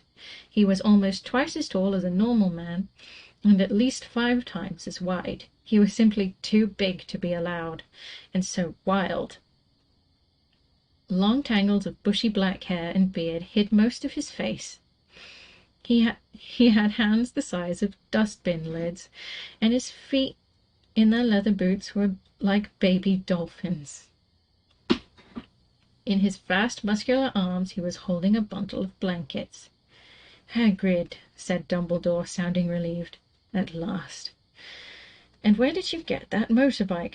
Borrowed it, Professor Dumbledore, sir, said the giant, climbing carefully off the motorbike as he spoke. Young Sirius Black lent it me. I've got him, sir. No problems, were there? No, sir. House was almost destroyed by the time I... House was almost destroyed, but I got him out there all right. Before the muggles started swarming around. He fell asleep as we were flying over Bristol. Dumbledore and Professor McGonagall bent forward over the bundle of blankets. Inside, just visible, was a baby boy, fast asleep. Under the tuft of jet-black hair over his forehead, they could see a curiously shaped cut, like a bolt of lightning. And story time's over. For now.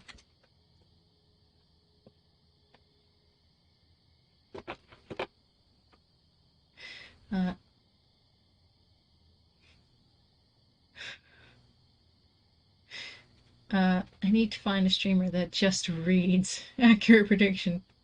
Book written by Harry Potter? No way.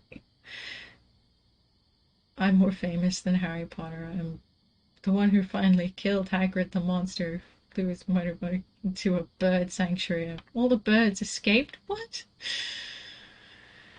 You killed Hagrid! You monster!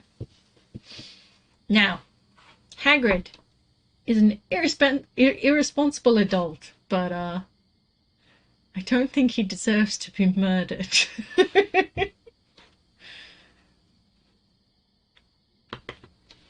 Like McGonagall says, his heart's in the right place. He's just Hagrid.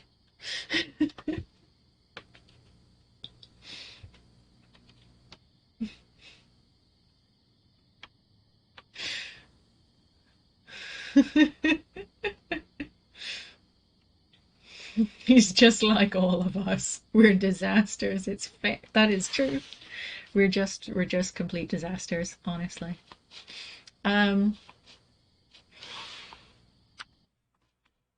But you know, I'm gonna move us over here. Gosh, that game is barely 5 hours long, and that's with all the faffing that I did. So I'd call it a game that is 4 to 5 hours long. So about the average length of Portal 1. Depending on how good you are at puzzles and stuff.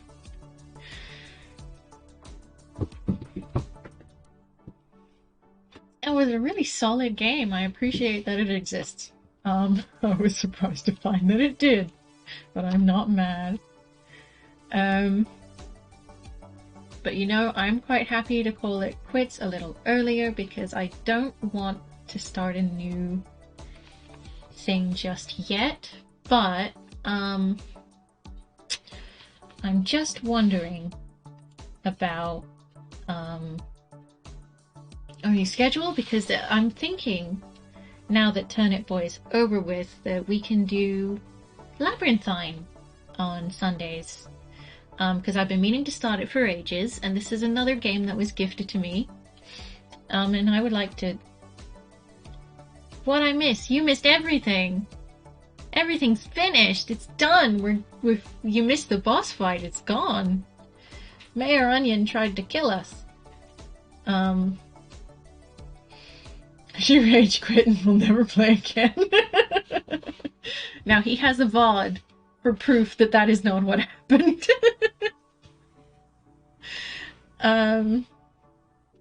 It opens when you complete the game and directs you to stuff you missed. What?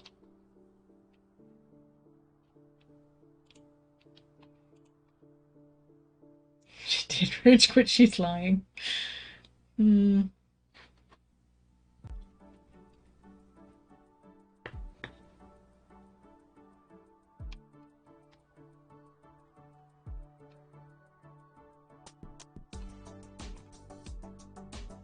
I'm just gonna...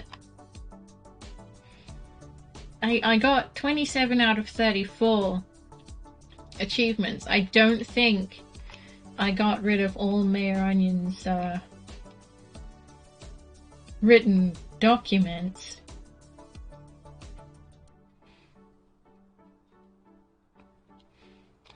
I think. You destroyed words written by a tyrant. Oh, I did do that. I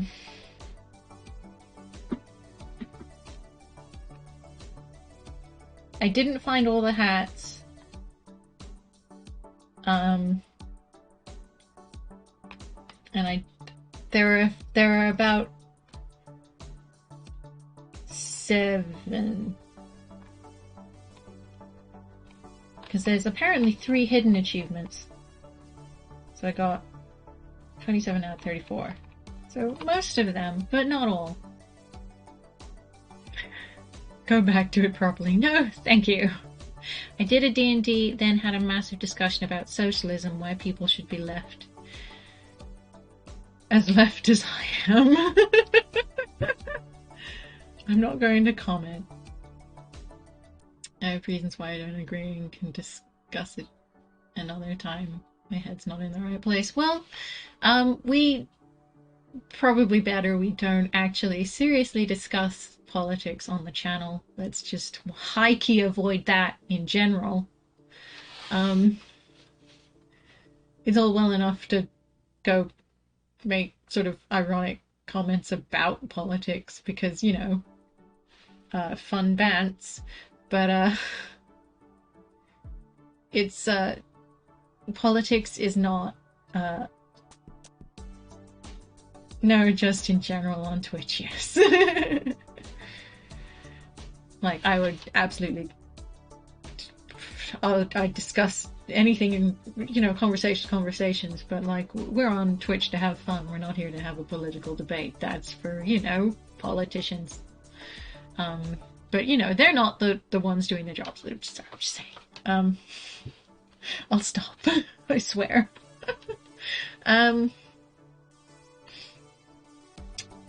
Yeah, well, we can have deep discussions about things other than politics. Just my general feeling is that most people come to Twitch to avoid things like that. So, apart from making blasé comments or witty repartees, I think it's best to avoid most serious conversations, and we can have a massive argument discussion about this sort of thing. Yes, yeah. I do not want the stream to devolve into a huge argument, which it is probably going to wind up being, because there are so many types of people on Twitch. And honestly, like, the left and the right are different. They're like opposites in America and the UK. So if somebody American says the right, they mean a different thing to the thing that I mean. And if somebody in America says the left, they mean a different thing to the thing that I mean. So it gets confusing, and I'm not about that right now.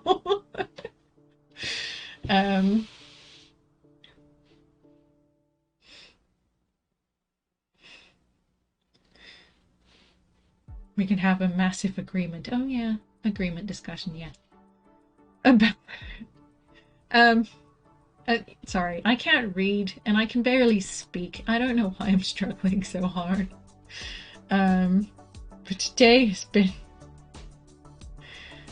just everything about me is not working today. But I'm glad that I finished Turnip Boy. I'll tell you what I've been playing. I do Impassioned, but always calm. Always a good thing to be. Both of those things. In a package, preferably. Always good. I'll tell you what, I don't know why my brain is so mushy today, but I'll be honest with you, I spent my day mostly either cleaning or cooking or playing games. So I was playing The Sims earlier. Then I thought that's too much thinking for me right now. So I decided to play this game that I got ages ago to try out. It's a game called Little Lives. It's pretty new. I think it's still in early access, actually. It's cute to look at, but I'll be honest with you, there's only 10 achievements, and I've done 9 out of 10 of those, and I totally intend to get the last one. All I have to do is buy a car. I'm sorry, I'm hiccuping. Do excuse me, I'm just... Anyway, Little Lives is a simulating, a life simulator game. Sort of like really oversimplified Sims. And it's a bit creepy because it's a very simple design. But maybe I'll take you through it one. It's a really short game. It kind of gets pretty samey, to be honest with you. There's not a lot to it, so it's not worth streaming really. Oh, we should totally do Monster Prom. Drag Marcus into it too. I'll be on. Yeah, well, you know what? We could do Monster Prom for an hour. I'm quite happy to. It's I think I have to install it, but that shouldn't take too long. We'll do the first one. I've got Monster Prom 2 Monster Camp, but if you get Marcus to come here, I will show you guys Monster Prom. I have never played, so I do not own it, but it looks super fun. It is so good. It is great to play in a group because you guys can just pick characters and just do the voices of the characters, so not one of you doesn't have to do all of them. Teach us on the live. Okay. I will install Monster Prom for you then. I do love me some RP. It's great because the music is just so, it's such a cool... This game is both chill and also it just has no chill. Like, it is probably the most fun I've had with like a dating sim. Because it is just wild nonsense. Like, a lot of them do tend to have really strong narratives, and this one's got like a million narratives going at the same time. It's crazy. It is basically chaos in a dating sim. The others are far more sensible. Okay, I'm gonna change my stream information because reasons.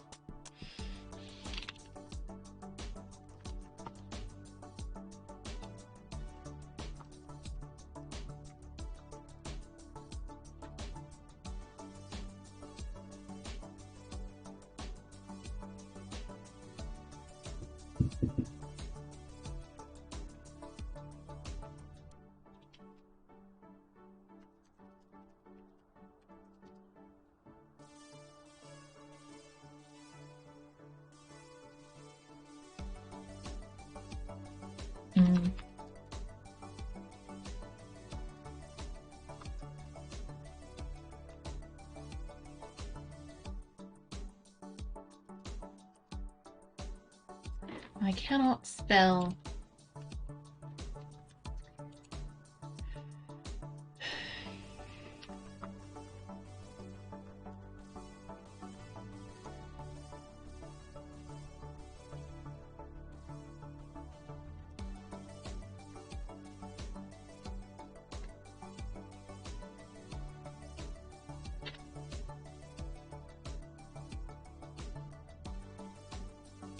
Okay, here we go. Everything is updated. Can't read, can't speak, can't spell. You're on a roll today, buddy. I am so great today. It's unreal. Okay, so if you guys want to refresh, if you need to, you can. But the stream info has changed, so here we are. But we can do a long game, which is for an hour, which we've got time for, or we can do the shorter one, which is half an hour. I do need me some water. Do you know what? That is a good point. Oops, excuse me.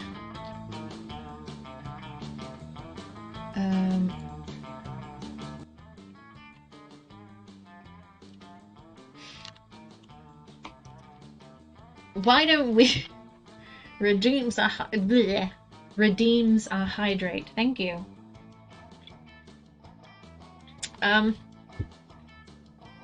So now that we're switching games, we're going to take a quick 5-minute break so people can stretch their legs, get a drink, do whatever it is you need to do.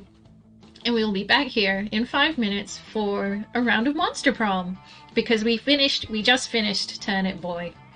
And you know, I wouldn't mind finishing the session early, but also it feels kind of tragic to do so. It's been barely 2 hours.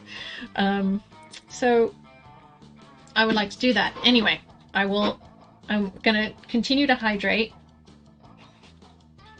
And I will see you guys in 5 minutes.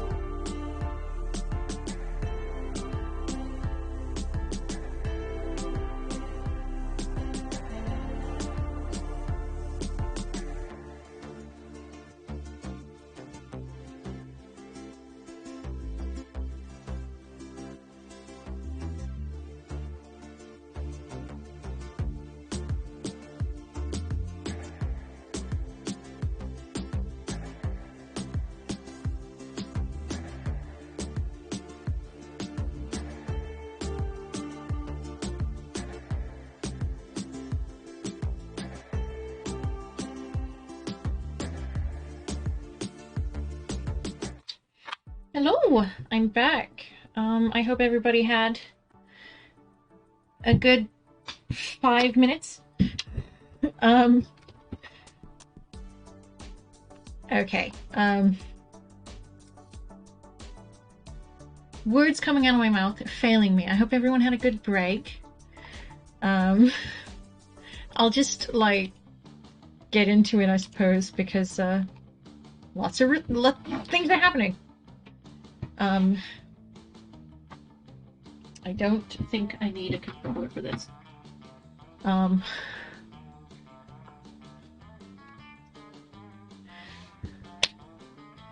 night, Lukey. Sleep well. I hope the guys, what is even happening right now? So, like, is who... Oh, no, I'm not. No, my brother has gone to bed. Sorry, did you just say I don't think I need a bar? Did I say bar? I was holding something, and I must have just gone bar. No, if I said bar, I meant controller. Doing well, as you can see.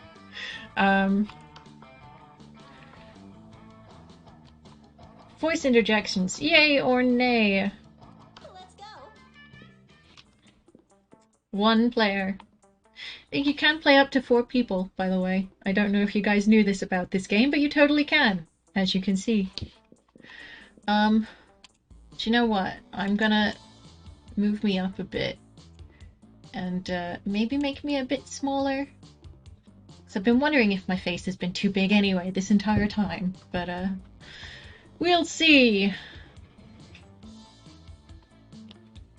I thought she said pad. Maybe pad, I don't know. Either way, first term classic, second term DLC. We'll do classic, and we'll do a full game. Ah, spooky high school, the sweetest years of our lives. Back then we were young and unafraid, sometimes reckless, sometimes brilliant, sometimes just stupid, but always willing to live life to the fullest. We were on a wild journey to discover who we really were. Who do we want to be? This guy, the chick with the hair on fire, the zombie-looking dude, or this chick? On the end, here, in the blue.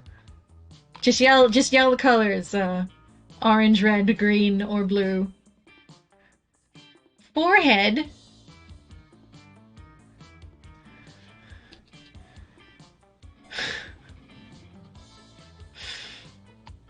Whatever speaks to you the most. Honestly, I'm always this nerdy chick here.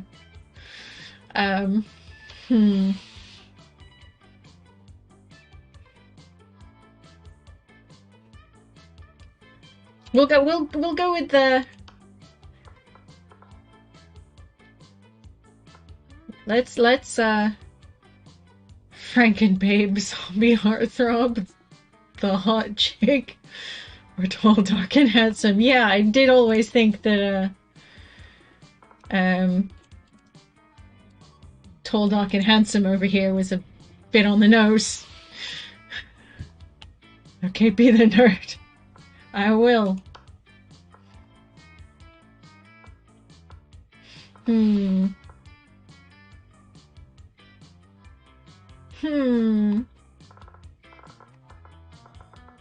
What should we call her?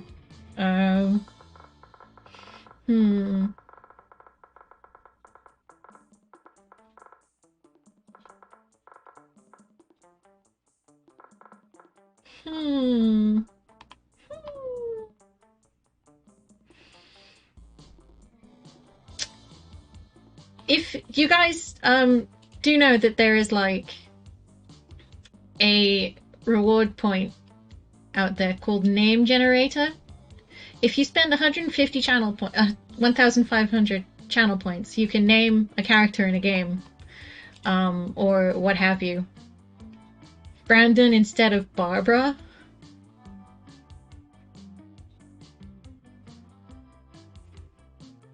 What? Too rich for my blood. That is fair. The reason I've put it to have so much points is because I rarely play games that we get to name characters anyway. But also, when we do, I don't want people just sort of throwing character names out there and not being able to name their characters, you see? You know, if you have infinite channel points, if you want to use it, well, I do, yes.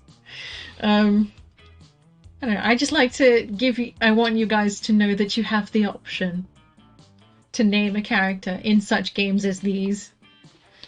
You have that power. It is there for you. Do you know what? I'm just gonna call her Penelope, because why not?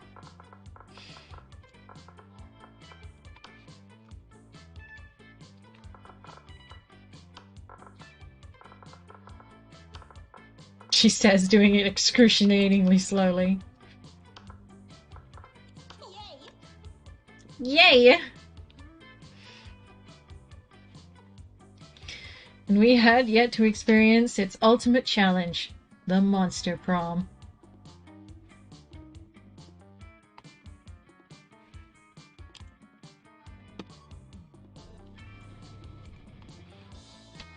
To be fair, I'm terrible with names. Rankin babe.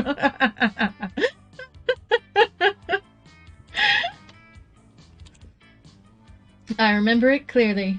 6 weeks were left, and as we fantasized about our dream prom dates, we were all scrambling to catch the attention of one of our 6 most charismatic classmates. Miranda Vanderbilt, 19, a sweet mermaid princess who was as cute as she was genocidal. Damien LeVay, 21, a fearless demon with a taste for destruction and a love of fire. Scott Howell, 21, a werewolf athlete who compensated for his rather small brain with a stupidly huge heart. Aww. Liam de Lioncourt, 4XX, a hipster vampire whose standoffish demeanor hid that he was truly a lovable dork. Polly Geist, 22? A party ghost with an insatiable hunger for all the wrong things. And Vera Oberlin, 23, a mean self-made gorgon with a merciless sense of business. It was clear it had to be one of them, but who?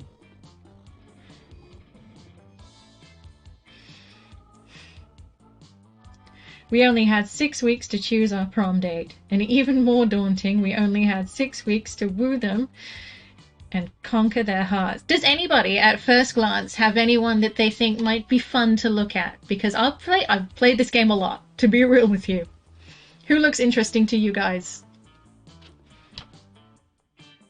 There are some characters that I've not really pursued, and some that I have pursued in a lot of different ways.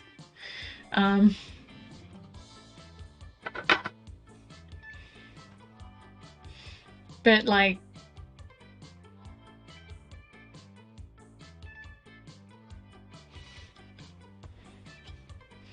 and left the pink one, the fish lady, or the ghost.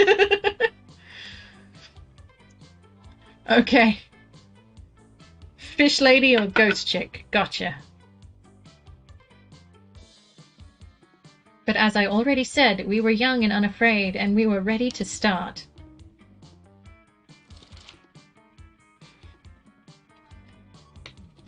Welcome to Monster Prom's stupidest pop quiz ever! All minds are rotten, but they are rotten in so many different ways. Worry no more, we're now using our PhD in bullshit to diagnose which kind of deviant sicko you are. Monster Prom's stupidest pop quiz ever, TM, will throw a bunch of absurd questions at you and turn your answers into your character's stats. This way, each of you will start by having stats that better reflect your true selves. Let's start. Which inanimate object do you think would make the best girlfriend or boyfriend, provided you went criminally insane. A dildo. Duh. A human-sized pillow depicting a character created by myself. As a matter of fact, I have all the needed paperwork, and I'm only waiting for the conservative, narrow-minded laws of our country to finally step forward into waifu and husbando territory, as was clearly intended by God. An ATM, sugar baby life, here I come.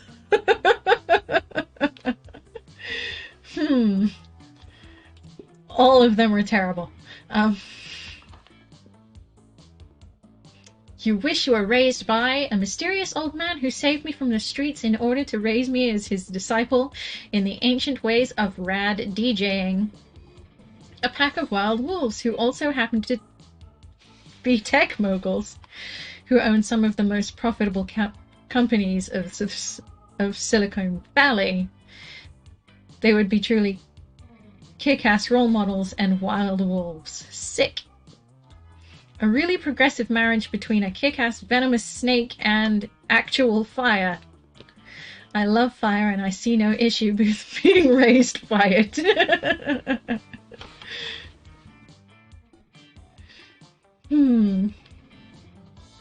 Okay, sure. The world will end tomorrow. What will you do today? Nobody ends the world but me. I'll end the world today. 100 push-ups. No, 200 push-ups. They always tell you the world is ending. I'll profit on other people's hysteria. I always party as if there were no tomorrow, so who cares? It's okay. We invented the apocalypse to take care of the overpopulation of commoners.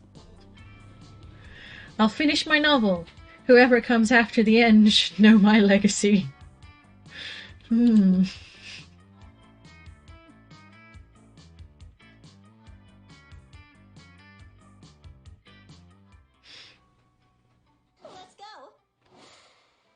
go. Auditorium, class, library, outdoors, gym, bathrooms.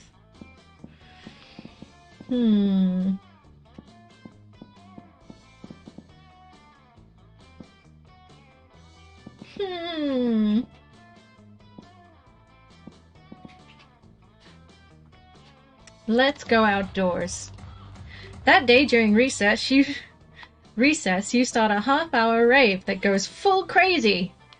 You have no idea how it escalates so much, but at one point there were like 300 people. Someone summons demons from a nightmare dimension, and the consequences might distort the fabric of reality itself, but who cares? It's a rad party. You gain +2, fun. Oh, my stats are up here in the corner, which you cannot see. Excuse me. I'll just pop myself down here. I'll make this easy for all of us, I think. I think that's a fairly harmless corner.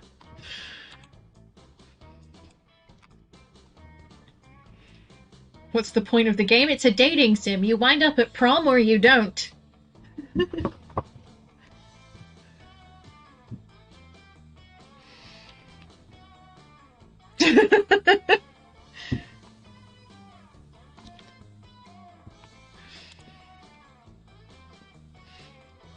Later, you see Miranda and Vera cornered by the wolf pack, who are watching them like a pack of wolves. How would one of you ladies like to go on a date tonight with the hottest dogs ever? Not to be literal hot dogs. Ever to not be literal hot dogs. I wouldn't. At all. What a commoner. This is not at all how I like my courtships to begin. Where are the jewels? Where are the flowers? Where are the bloody heads of my enemies? Oh man, we'll show you courtship on the court when we win on the court at sports. We'll show you sportship courtship. Every time I think the guys at this school can't get any dumber. Oh, I get it. You're both shy. Don't worry. Our barks are worse than our bites. Except when we're doing sports. Because then we can bring it. Yeah!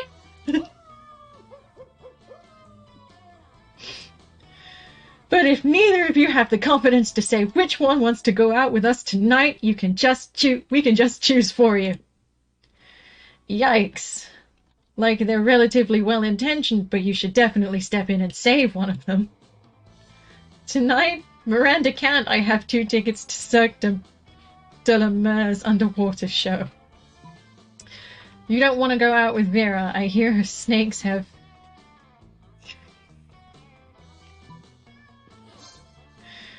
Miranda's eyes light up like an anglerfish. How majestic. Cirque de la Mer, as a little girl, I always wanted to go to the aqua gymnast. Always wanted to be an aqua gymnast, excuse me. Mediocre. Of course you did. Until I realized it required hard work and discipline, at which point I decided I was much happier as a princess. But I still love watching it. How thoughtful of you to procure tickets for me and my favorite maidservant. Don't miss me. I'll tell you all about it. Shut down. Let's go write a list of jokes we can make about this awkward loser. Whatever, you still made Miranda super happy and distracted the wolf pack, so win. You gain +2 charm and +1 creativity. She has legs. I hope, but I don't know what you were expecting.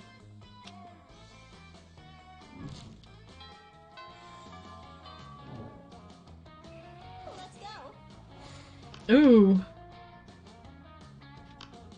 Oh god, not the space prince. Okay. He's a whole can of worms. If he pops up again, we'll talk to him, but I think I'm just going to relentlessly pursue Miranda for everyone. You come upon Damien sneering at Miranda's elaborate silverware spread while her eating serfs chow down obediently at a neighboring table. I still don't get why you collect all these stupid forks and spoons and shit. I mean, even the knives don't look that deadly. Silly boy, this silverware is not for killing. Things can be for stuff other than killing? That's lame as hell. It's basically useless. I mean, you don't even eat. Your serfs do it for you. Well, of course they do. But you're not using any of your silverware. Naturally they aren't. Serfs must eat with their hands, as befits the lower classes. So you're saying the silverware collection has no practical purpose? Things have practical purposes? These two could go round and round like this forever, unless you say something to resolve the dispute. Damien's right, Miri. Maybe it is time you started murdering people with your silverware. Lay off Miranda, Damien. What about your collection of exotic corpses? Oh my god. That's different. Those corpses are useful. Useful for what? For holding down important documents. What important documents? Documents about very important... fine. I guess I don't use the stupid corpses for anything. I just stick them in a shed and occasionally dress them up in silly costumes. There, are you happy? Extremely. Whatever, I'm gonna go play with my corpses. You stay behind with Miranda to admire her collection. She even teaches you how to use the romance fork smooth. College is in 16 to 18, or college as in what America calls uni. I bet it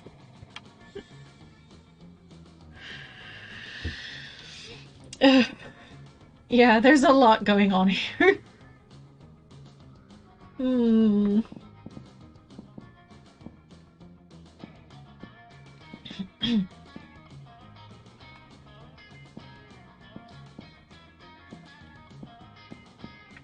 Just wondering where we should go now. Let's go to the auditorium. That day, while rehearsing for the class play, it's as though the muses themselves have descended to give you figurative oral sex. Your performance is intense and inspiring. It will be remembered for generations, which is pretty rad by high school play standards. You gain +2 creativity. Later, you hear some kind of muffled squawking. And you see that Damien's backpack seems to be thrashing violently. Fellow classmate. Yay! Penelope is here! I've been waiting all day to show someone Damien's cock. What? Miranda, do you ever listen to yourself? Miranda pulls Damien's cock out of his backpack, and the rooster begins preening himself contentedly. Isn't he the sweetest little thing? Yeah, we were gonna use him for cockfighting. Specifically, we were going to have him cockfight the cockfighters to teach them a lesson. But why shouldn't... But why... About why you shouldn't make cocks cockfight. Now we just gotta find a way to make sure that our cock wins the anti-cockfighting cockfight. Lift your rooster spirits with a romantic proposal.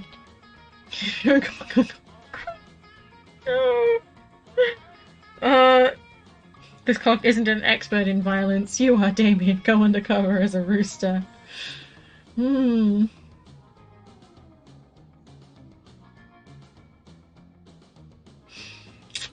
Now, I know which one I should answer, but I really don't want to.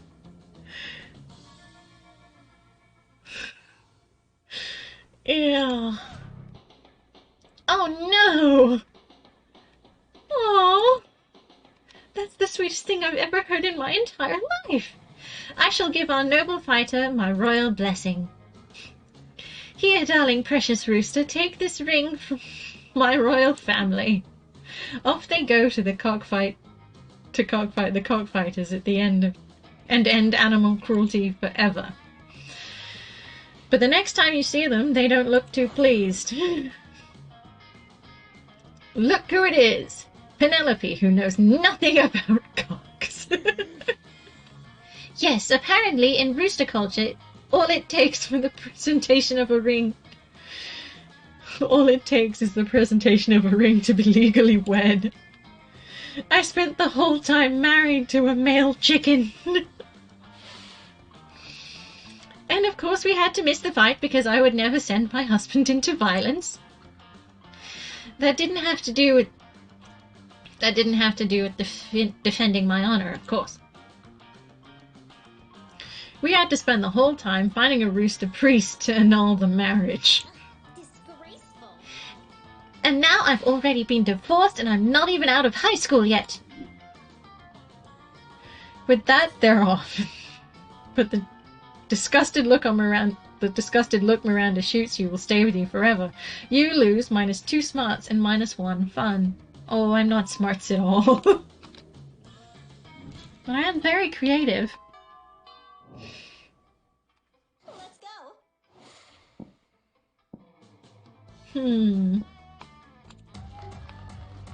That day during recess, you start a half-hour rave that goes full crazy. At one point, a small magical Latino cat slips on a banana peel. You start to laugh at him. He asks you to stop, but you don't. You laugh so hard at him that you somehow steal 2 + 2 fun from him. Hooray! You're not divorced if the marriage was annulled. This is true. The marriage never happened, legally speaking, if your marriage was annulled. Afterwards, Miranda summons you. It feels weird to be summoned, but you comply. You can't resist her merman goons. Greetings, fellow classmate. Thank you for coming, my dear. I finally decided to trust you with my most important aspiration. I am destined to be Queen of Prom. The royal ascension is nigh. We must prepare. Most of my competition is naive. They foolishly assume that Prom Queen is a purely ceremonial title. Except Ursula Jr. She's proven to be quite a worthy rival. I respect that. Which is why we must destroy her reputation immediately. Any thoughts? Let's convince everyone that she likes humans. Aww. You planned a story about Ursula Jr. causing climate change. Humans like warm weather, right? The story is picked up by Wolf News and even some real news networks. The EPA soon labels her history's greatest monster. Her work terrorizing humanity earns her Count Dracula's Monster Outreach Award. Oh no! No, she's a hero now! How could you do this to me? I trusted you with my aspirations and you betrayed me! You tadpole! You die! Figuratively. From embarrassment, you lose -2 fun and -1 smarts. I am so stupid. It's not even funny. Let's go. Relentlessly pursue Miranda. As you approach Scott and Miranda's table, you see that the entire table is covered in exotic silverware. Ooh, what's this one for? Oh, sorry, that was Scott. That's the forking spoon. It's a spoon for picking up your forks, so that you don't have to touch them with your fingers. And that one? That's the tuning fork. It's for making sure all your other silverware is tuned to A minor, as is proper. And what about this one? That's the dairy knife. Oh, the dairy knife. It's for milk. Wow. Do people ever invent new silverwares? All the time, but none of them are any good. It would take a genius of true subtlety to improve on the existing canon. A genius of true subtlety? Genius and subtlety are your middle fucking names. You suggest the ultimate new silverware. The salad harp. Hands.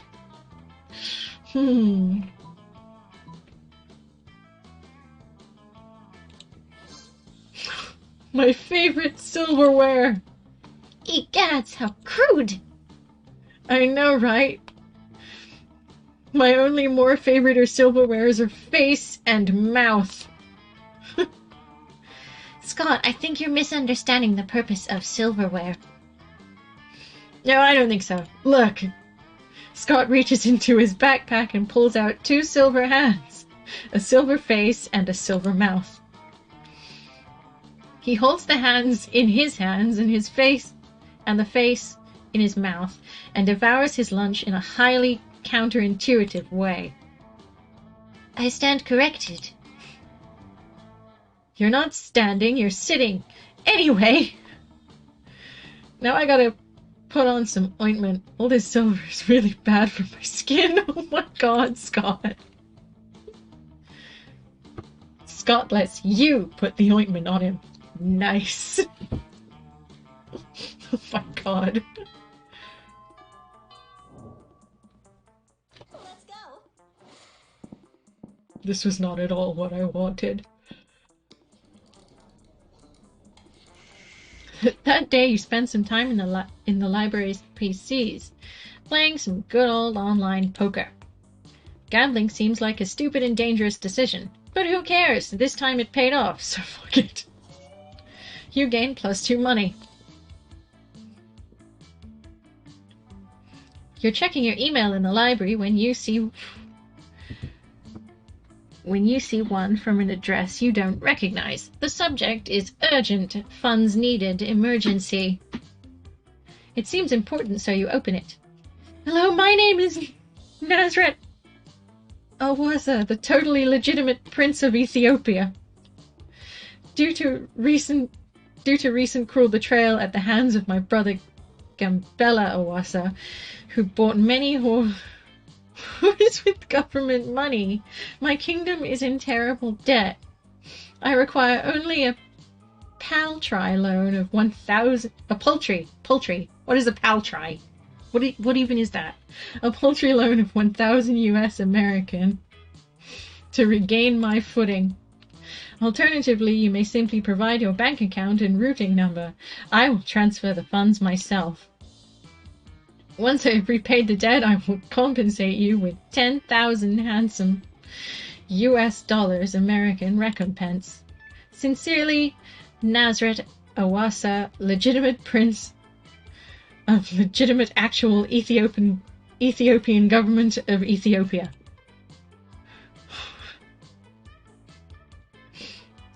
His story is so sad. You really only have two options here. Send $100. You're not made of money. Write back to the Honorable Nazret Awasa of Ethiopia. While I cannot offer you direct financial support at this time, here are some tips for how you might improve your failing economic system. You settle down to write a detailed financial proposal. After 3 hours, your proposal consists of: maybe don't let your brother buy so many horses. Satisfied, you send it. You hit send, even. Later you run into Miranda. She is inconsolable. Oh, lackaday! My second cousin, twice removed, the legitimate prince of legitimate actual Ethiopian government of Ethiopia, has fallen yet further into financial ruin. Who would have thought that his brother's shrewd investments in prostitution were the only thing keeping the economy afloat? With all the whores gone from the royal palace, the kingdom has no assets left. It's all your fault! Who would have known that fixing a whole country's economy was a bit too much for a high school student? Unexpected, you lose -1 smarts and -2 charm. My god, I'm not going on a date with this woman. It's not happening. You're all human. The only thing that divides us are the media and the higher people. Let's not get into it for streams. We're all the same. Morning. Let's go. Oh my god. We're going to gym because I said so. That day, an epic dodgeball match takes place. Everything seems lost, but you deliver an inspirational speech that fuels your team's spirit, leading to a spectacular comeback. You're clearly a natural-born leader. You gain +2 charm. Youth is a gift. All right, everyone. Let's get ready for a rousing round of Middle Ages style shinty. Yes! Really? Just kidding! It's more dodgeball! Liam, Miranda, your team captains. Miranda, you pick first. Oh, well, I guess? Penelope? Miranda pulls you aside and begins talking in a stage whisper that's probably definitely audible to your fellow students. It's always a great blow to my honor to lose at anything, even a foolish peasant sport like dodging balls. Quite frankly, I'm not even sure that you're up to par, but you do seem like you spend a great deal of time examining our fellow students. Almost as if you're obsessively ranking them in your mind as to whom would be the best prom date or some such thing. Oh man, did Miranda call you out or what? I know she's part of the bourgeoisie, but it's one night that makes it okay to... I'm trying my best. I'm just really bad at Miranda. Tell me, so that my royal reputation is not sullied by losing this paltry game, how best can I assess the skills of my fellow students and therefore lead my team to victory? Great question. Time to take a royal stab at her heart, not literally though. By coming up with an equally great answer. Loyalty is crucial. See who who admires you most by having your classmates compose ballads about you. It's not about the students as individuals. Think about how they fit together, like an elegant set of silverware. Dang it! Why, Penelope, that might just be the stupidest suggestion you've ever made. I may not be able to wrap my mind around the logic of simple peasants. Why would anyone want to be poor anyway? But I certainly would never go so far as to compare them to a fine dining set, which is far superior to any of them. Vera is expensive, elegant, and deadly, but nothing as wonderful as a diamond caviar spork. Polly is fun and impractical, but I wouldn't dare put her in the same sentence as quadruple chopsticks. You think Damien is anywhere close to as angry or as pointy as a meat triton? I am shocked and offended that you would compare our horrific classmates to the most beautiful items in all of existence. You know what utensil you remind me of? None. That's the whole point. You remind me of a peasant, which is what you are. You are henceforth banished from the team. Go in exile to Liam and talk about mason jars. Well, that backfired. You knew Miranda loved silverware, but who knew she loved it that much, right? You lose -2 charm and -1 fun, although you did learn quite a bit about mer utensils. I'm doing so well. Let's go.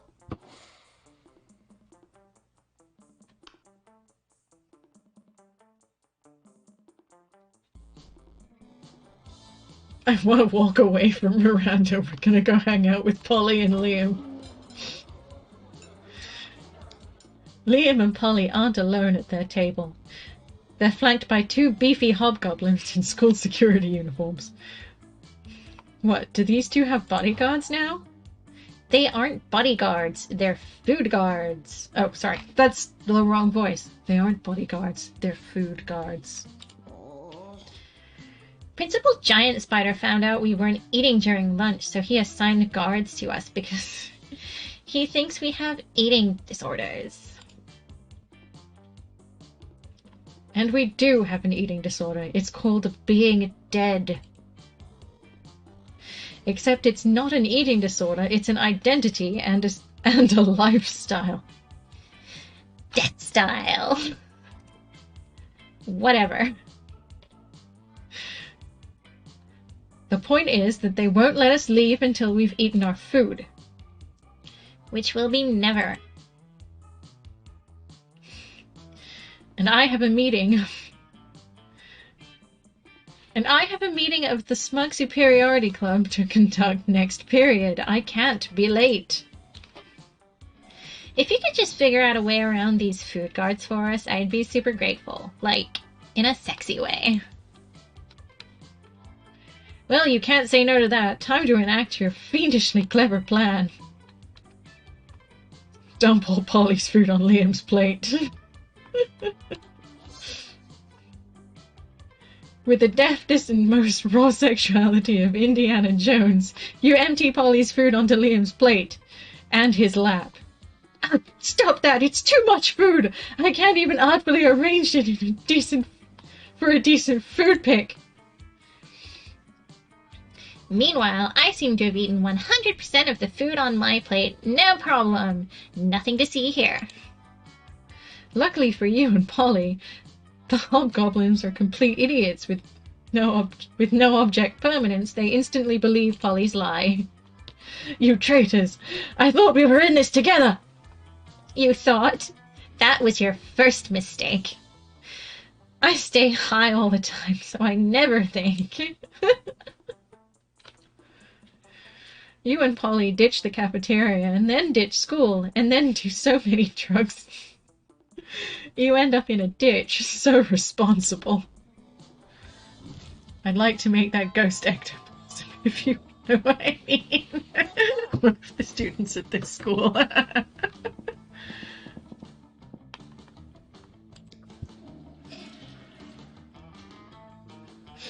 That day you skip class just to hang out in the bathrooms because you respect no authority. I guess some people just want to watch the world burn by skipping class and hanging out in the bathrooms. You give +0 shits, but you gain +2 boldness.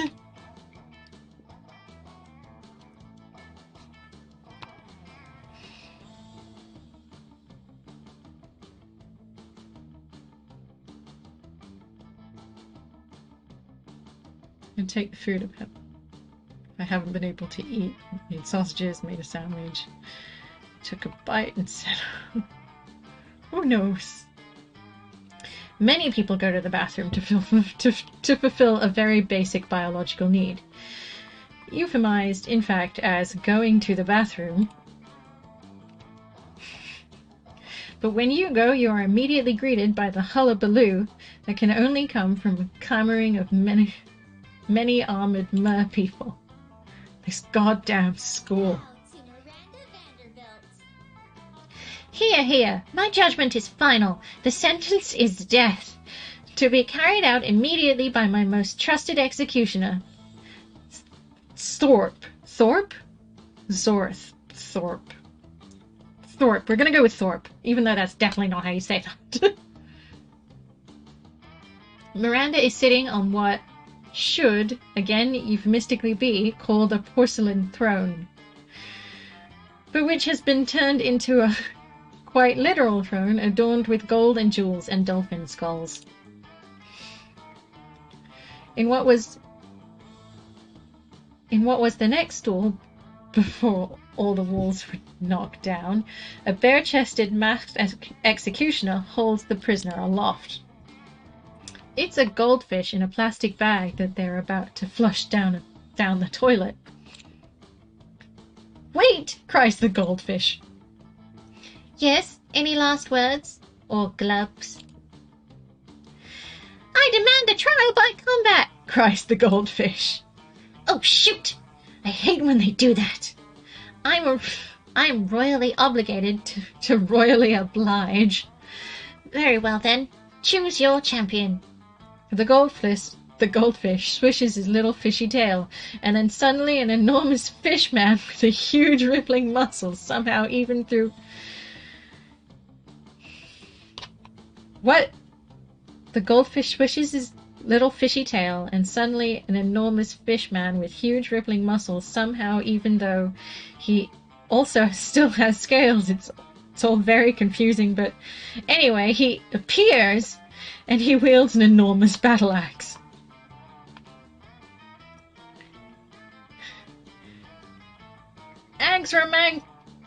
Collectus the terrible, horrible, full of bloodlust, never been defeated again.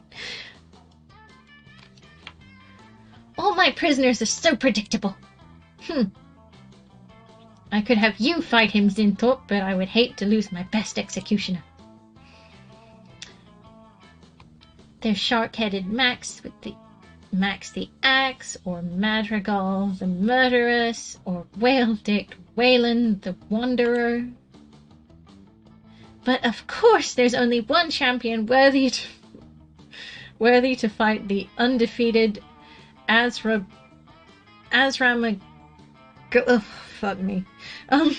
the terrible, horrible, full of bloodlust, never been defeated. And that's Penelope, the nightmare from the surface, breather of air. Don't worry, Penelope, just because Asgramalcas... I'll never be able to say that right. Oh no, it's a sexy Magikarp.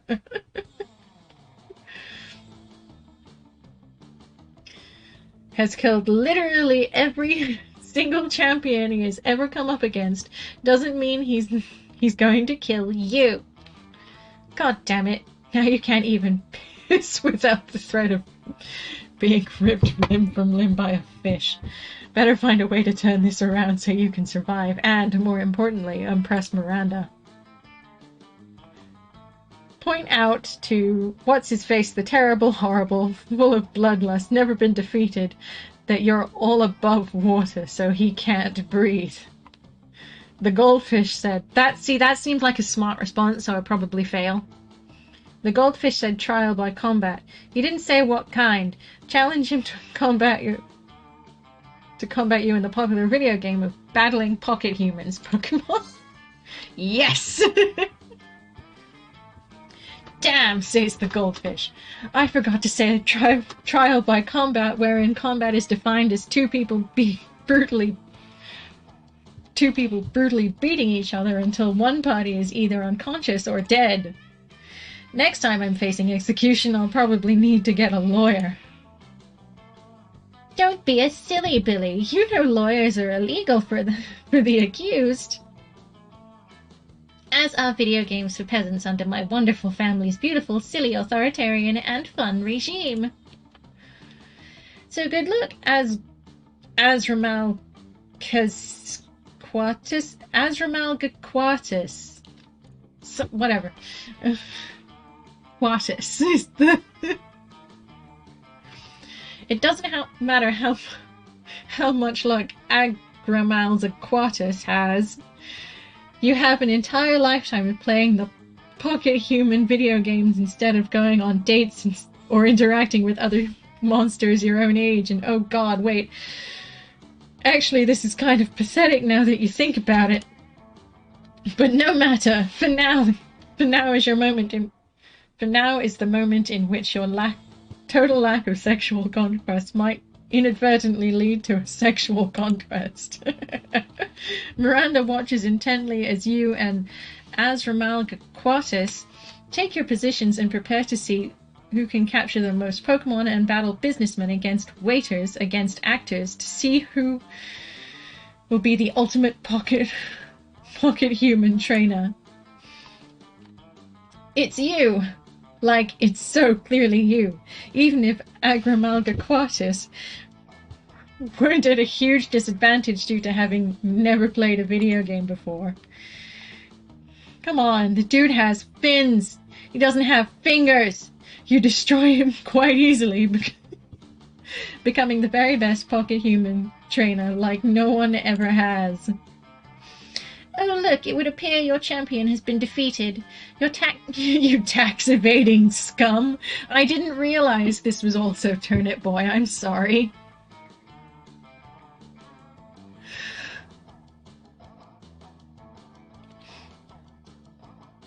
Axiamal Quatus. Turnip Boy is in the house. Now prepare to meet your maker. He's disguised himself as a fish, which is why he's making a cameo in this. Wait, tax evasion?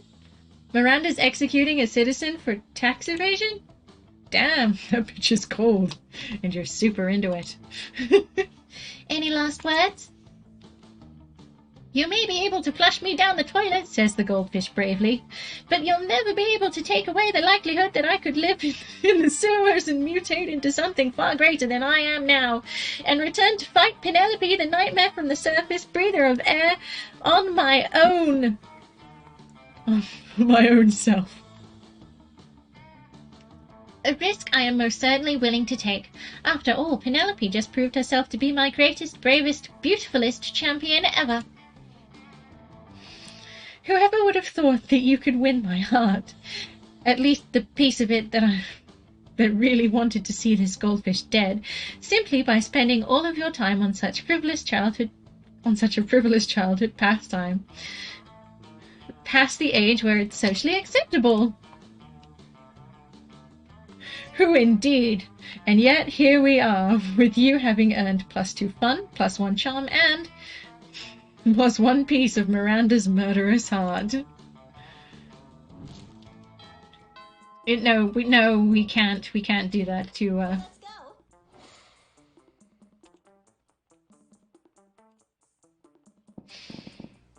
go.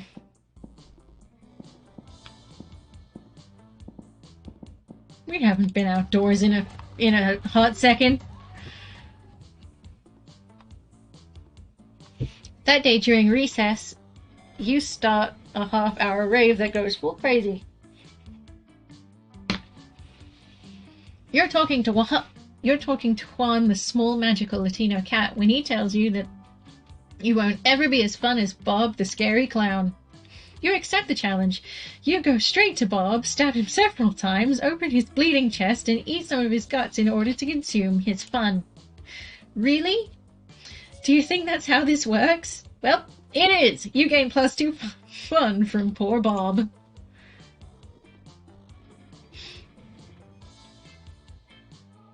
You noticed Vera and Miranda at the edge of the rave with their arms crossed. You dance over to try to find out what's up. I truly want to be excited about this uproarious event, but I'll say what we're both thinking. This rave looks like a techno trash fire. I did not wish to be crude, but it is true. I want to hang out and have a good time, but I cannot relax in this chaotic environment. I've put some thought into this, and I think the problem is the lack of color coordination. It almost always is. That is why my father's painted everyone in the kingdom aquamarine. But we have no legal authority to do... We have no legal authority at this rave. How will we ever coordinate their colors? That's where I'm stuck right now, frankly. If only there was some way. Color-seeking German shepherds. Filter everyone through this dangerous magic prism. You pull out the prism of color separation that you crafted with in your AP attack fashion class. You toss it into the center of the dance and it lights up like an extremely deadly disco ball. Look how it sucks in. Look how it sucks in students that it can sort them by their outfits. Fiendish! But why is it spitting out 8 students for every one it sucks in? 8 students who are identical except for the color of their outfits. Great Gorgons! It's not separating the students by color. It's separating the students into colors. Soon the rave is 8 times its previous size and even less color coordinated than before. People are humping their own color clones. Disgusting. You lose your appetite and also -2 charm and -1 smarts. I'm such an idiot. I've got 2 smarts. I'm not even kidding.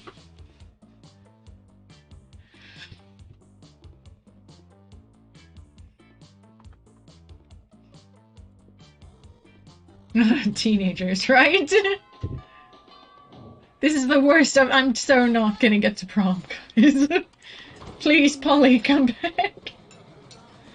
You find Polly and Liam not eating, as usual. You know, because they're undead. You know, the food in this cafeteria really is atrocious. It's hardly even worthy of my moment grab. What? I don't even eat the food. See? This is exactly what I mean. We can do so much better than these subpar culinary abortions. Oh, I see what you mean. You mean the 2 of us should have a cook-off. What? No! Did you say something? I'm not listening because I'm so psyched about this cook-off. At no point did I agree to... I've got a huge advantage, though, because I've cooked so many drugs. Oh, you think you've got the advantage, huh? I've been alive for centuries of culinary history. It's on. The 2 of them dash into the kitchen, ignoring all the rules of law, school, and common decency as they commence cooking. 2 celebrity chef judges appear to critique the challenges.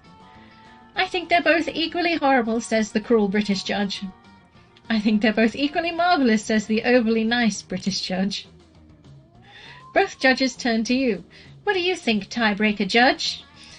Whose meal is truly the cat's pajamas. Polly's because she literally just made a pair of pajamas for a cat. Liam's because I think the glass jar of fresh human blood really goes with the parsley he sprinkled on top. What? Unbelievable! That's not even food! What isn't even food? That pile of yarn you're knitting in that frying pan, that's clearly a set of pajamas for a cat! Oh, was it supposed to be food? Sorry, I forgot what we were doing. Yes, it was supposed to be food, and yours obviously isn't. Is this Teen Titans fan fiction? It may as well be. Drugs are a spiritual experience, and she is a spirit. So it kind of makes sense. Kinda, yeah. Yeah, then how come it won the food contest, huh? Well, because... Yeah, that's what I thought. I'll catch you later. I gotta go find a cat to put these pajamas on. Later you run into Polly again, and she lets you pet her kitty. If you know what we mean. It means you get to pet the cat that she put in the pajamas on. What do you think it meant?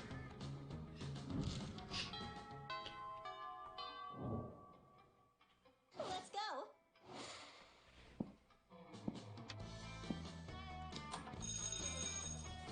That day you listen to your elders and learn valuable lessons.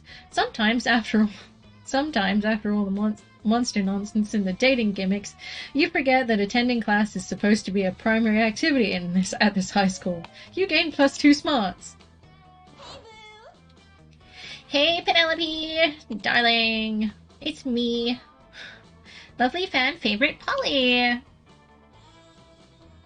You know, I wasn't always a ghost. Yeah.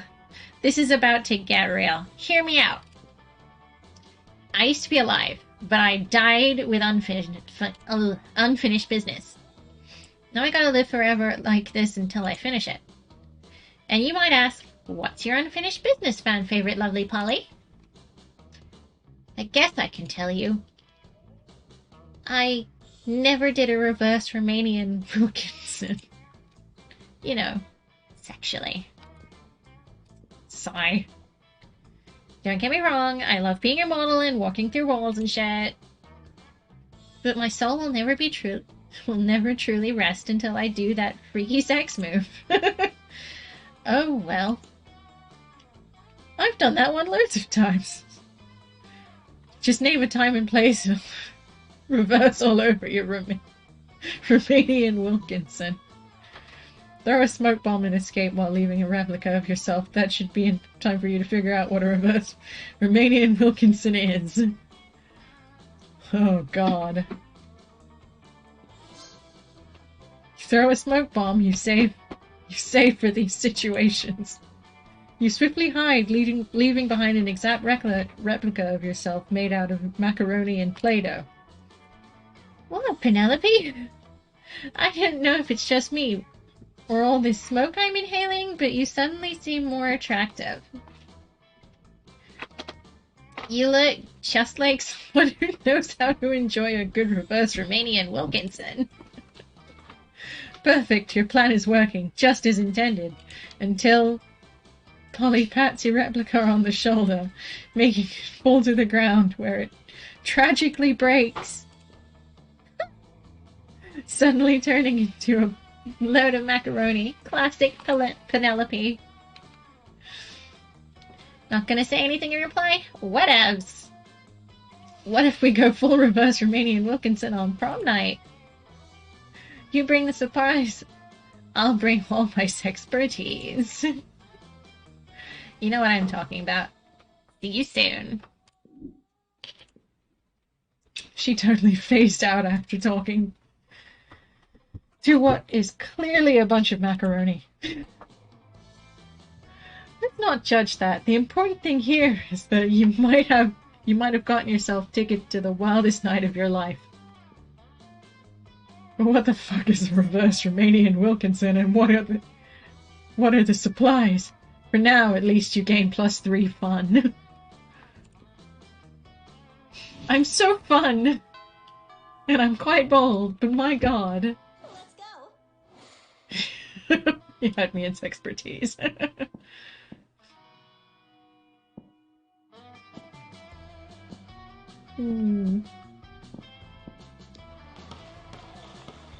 That day, an epic dodgeball match takes place. The match is so intense that both teams are so into it that you decide to raise the stakes by betting part of your charm against part of the other leader's charm. That commitment amazes your whole team, and their spirits are fueled by your determination. Finally, you win and take +2 charm from the other team leader. She's now a bit less fabulous.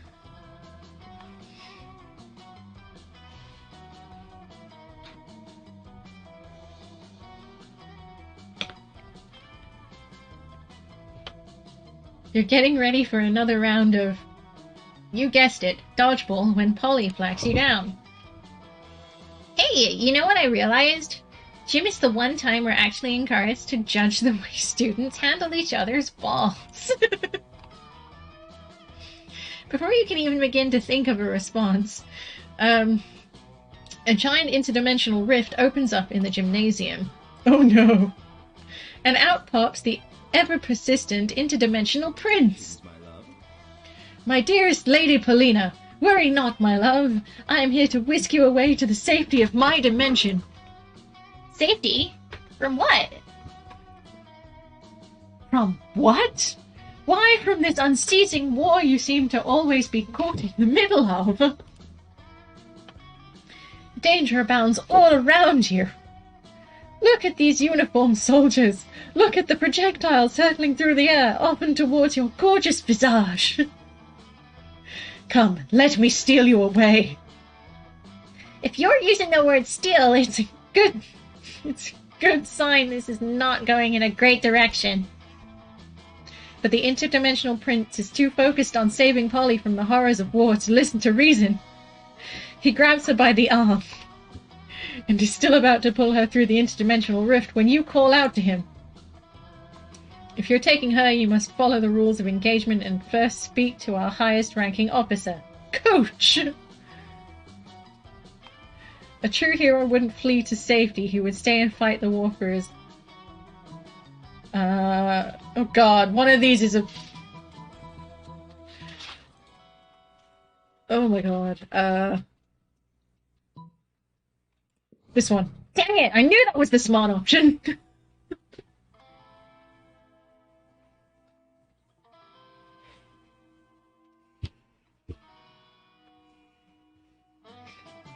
Oh, but of course, I would never want my love's reputation to be ruined by fleeing the army in a cowardly manner. Let me talk to this General Coach and explain to him that Paulina is being whisked away to safety to be made princess. Surely he shall understand and give her honorable leave at once. Oh, good call, Penelope. He'll never be able to withstand talking to Coach. Hey there, sport. Haven't seen you around here before. Did you transfer? Are you a transfer student? You must be the Honorable General Coach. I give my humblest and most meaningless greetings. He does not understand dodgeball. Oh boy, howdy.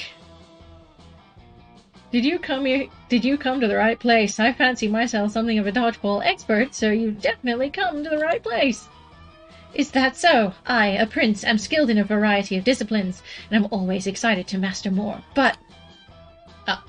no buts in sports! Unless it's your butts out on the court. Ah, what a delightful sentiment. I've never heard such a thing before, but I immediately found myself uplifted by it. And it rhymed! We should write some inspiring slogans together. Indeed, what an excellent team we shall make!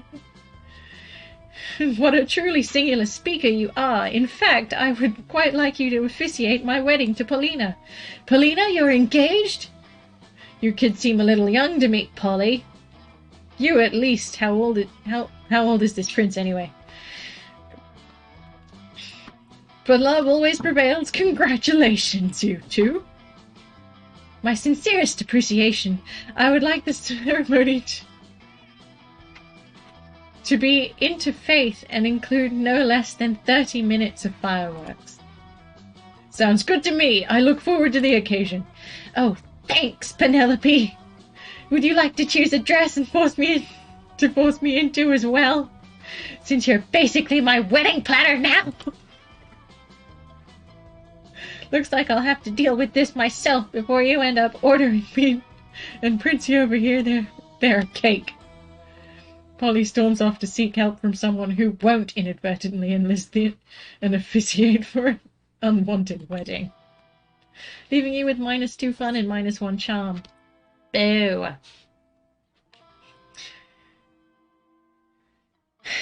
And not like the fun ghost kind of boo, like the you're the worst boo.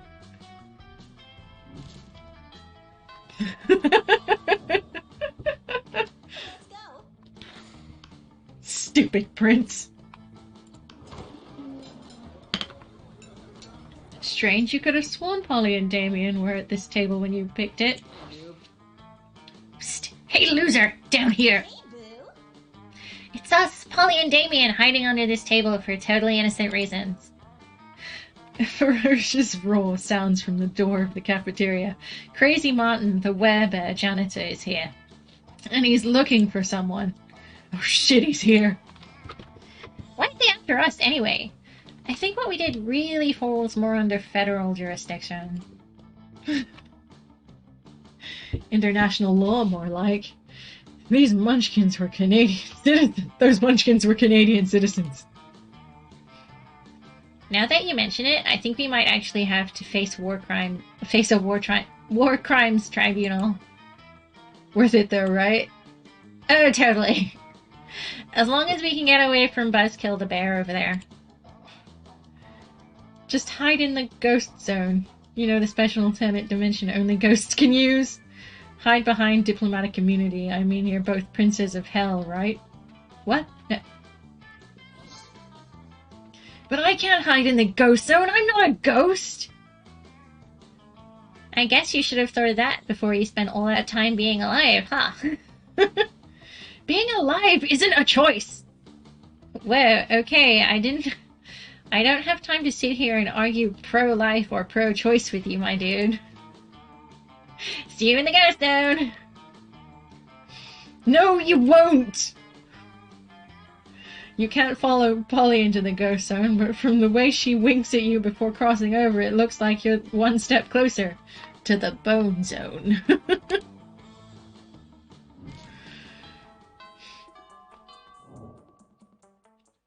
go. I'm truly the worst. And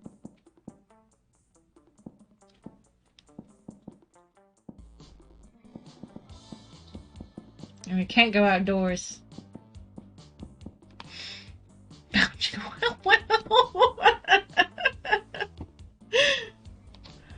Oh god. Let's go to the auditorium. It's been a while. That day, while rehearsing for the class play, you are struck by the lightning of inspiration. You come up with the ultimate nickname for yourself. You tell everyone to call you by it. Also known as one of the 7 most douchebaggish moves in the world. The nickname is so awesome, innovative, and appropriate that people decide to go with it. Quite a feat, you gain +2 creativity. We, the devs, dare you to actually come up with a nickname for yourself and ask the other players to call you by that name until the end of this run. No! I do not take the dare. Polly seems really excited about trying the reverse Romanian Wilkinson with you. And the only thing you have to do is get all the needed supplies. Which would be fine, except you have no idea what any of them are. Luckily, you've got a few spare minutes to try and figure this out. You do a quick search on your phone because you assume that the internet must know something about this as long as it's related to every weird sex. The internet must know about something as long as it's related to a very weird sex fetishes. Nothing. While trying another keyword, you spot the coven looking over at your phone. Always the same with you. What? Could it possibly be they know something about the reverse Romanian Wilkinson? No. They're always bitching so much about saving the world that they would never admit that they're into these kinds of weird sex fetishes. Maybe you're not searching hard enough on the net. Or maybe you're letting your prejudices blind you. There's not much more time to lose here. The solution is clear. You're tackling online searching in a very short-sighted way. You need to come up with unexpected search terms that will point you in the right direction. Use your people skills to get the three witches to admit that they know what a reverse Romanian Wilkinson is and tell you what you need for it. Dang it! You use your refined persuasion skills with the coven, which include techniques such as repeating, "Tell me what the reverse Romanian Wilkinson is," to the point of exhaustion. Dude, really? Of course we know what a reverse Romanian Wilkinson is. The real question is, why don't you know about it? They taught us about it in our very weird sex ed classes. Don't you ever pay attention in class? No, you're a lot more into romancing your classmates.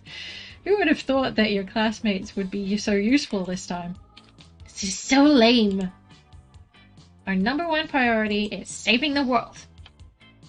But we can definitely share this on social media to get a good laugh out of compromising our many adventures. Without compromising our many adventures. And done. Whoa, that was kind of evil. Maybe this season's motif is going to be us getting lured into the dark side. Nah, it was just fun. Bye! No, now everyone, including Polly, knows that you have no idea about anything. You don't know anything about very weird sex stuff. You lose a great opportunity and all your credibility and -2 fun and -1 charm. Oh my god. I didn't realize I was that not charming. Let's go.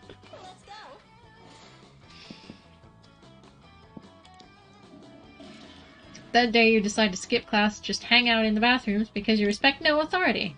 While in the bathroom, you tell yourself in the mirror that you're so bold you would kill a tiny, big-eyed turtle with your bare hands.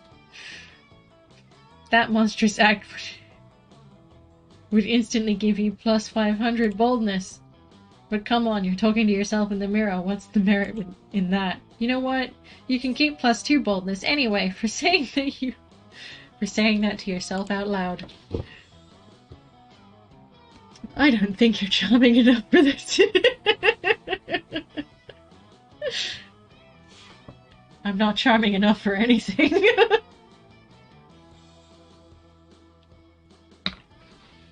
You see Miranda, Polly, Vera, and Damien all crowding around the bathroom mirror.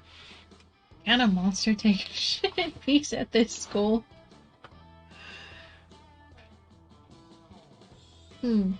Your brows are just short of being on flick. They're 1 millimeter off flick and off bleak. I don't know why that word's not coming out of my mouth. No charm, no prom date, right? Maybe your snakes got in the way? Pathetic. This coming from someone whose face is see-through. How can we tell if that's your face highlight or the headlights of an oncoming train? Lame. Oh please, you wouldn't know a good contour if it punched you in the throat. And a really good contour can actually do that. I like to start with a palette of complementary colors for my skin tone. Blood red, baby flesh pink, bloodshot crimson, and then do a basic blend of soft-boiled chimera egg. What? It's called technique, fuckers! Doing amazing makeup is like punching someone's face with beauty. I just do not see the use in putting so much time and energy into painting one's face. Is that not what we all have makeup slaves for? Mary, no. At least we know we're both more competent than Miranda. And worse than me. Not that that's saying much of anything. There needs to be a way of settling who's the best at makeup. Both Vera and Polly look expectantly at you. Make up this potato to see who can produce the prettiest potato. Visit the dungeons of Lanocum, Sumerian god of makeup, wherein lies the legendary orb of Lanocum, which coincidentally can tell who's the best at makeup. Aw, you take out the 2 potatoes that you always carry with you for such scenarios. But before anything can happen, a farmer bounces into the bathrooms. You again, Penelope! That's the last time you steal my potatoes to settle makeup arguments! Then they start to chase you, pitchfork in hand, in a very cartoonish manner. You can even hear a laugh track. Ha ha ha! Classic Penelope. This is too stupid for my taste. Not for mine, but it's getting boring. The farmer keeps chasing you around the bathrooms while the credits roll. You lose -2 boldness and -1 fun. Oh my god.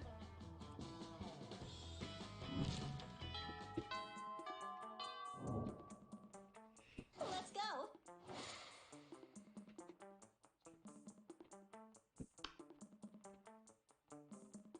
I'm just not getting a date this round, guys. It's not gonna happen, I swear. You arrive at your chosen table, find Damien dejectedly hefting a bowl of mashed potatoes while Polly sadly passes her hand through the same.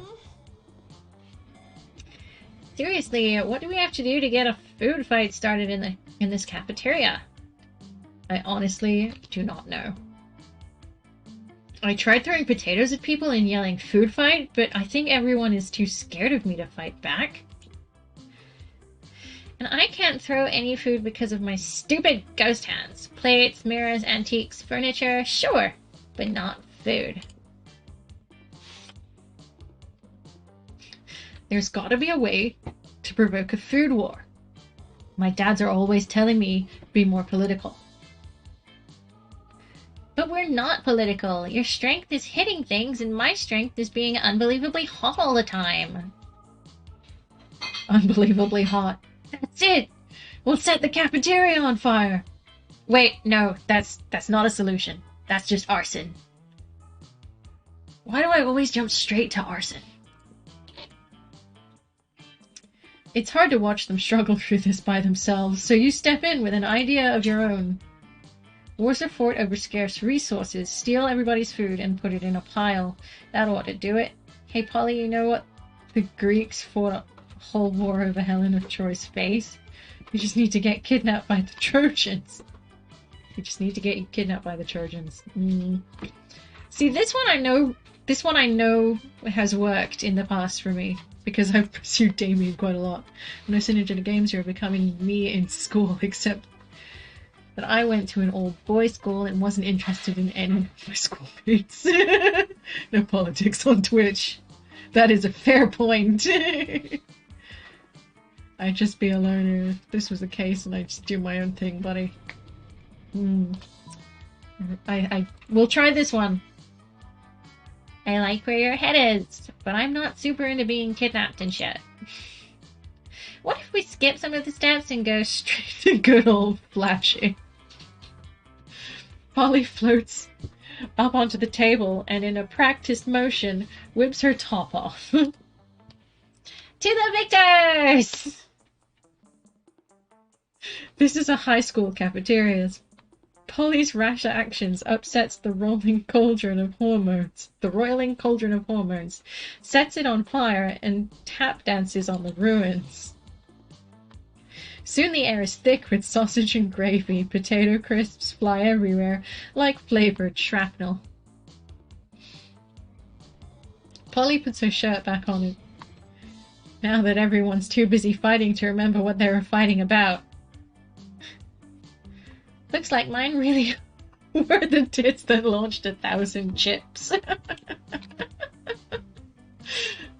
Oh my god, I forgot how awful this game was for all the crude language.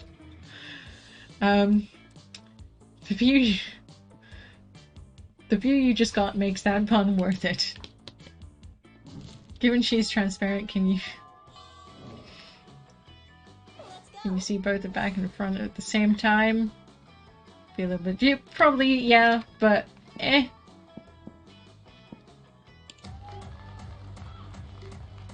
That day during recess, you start a half-hour rave that goes full crazy.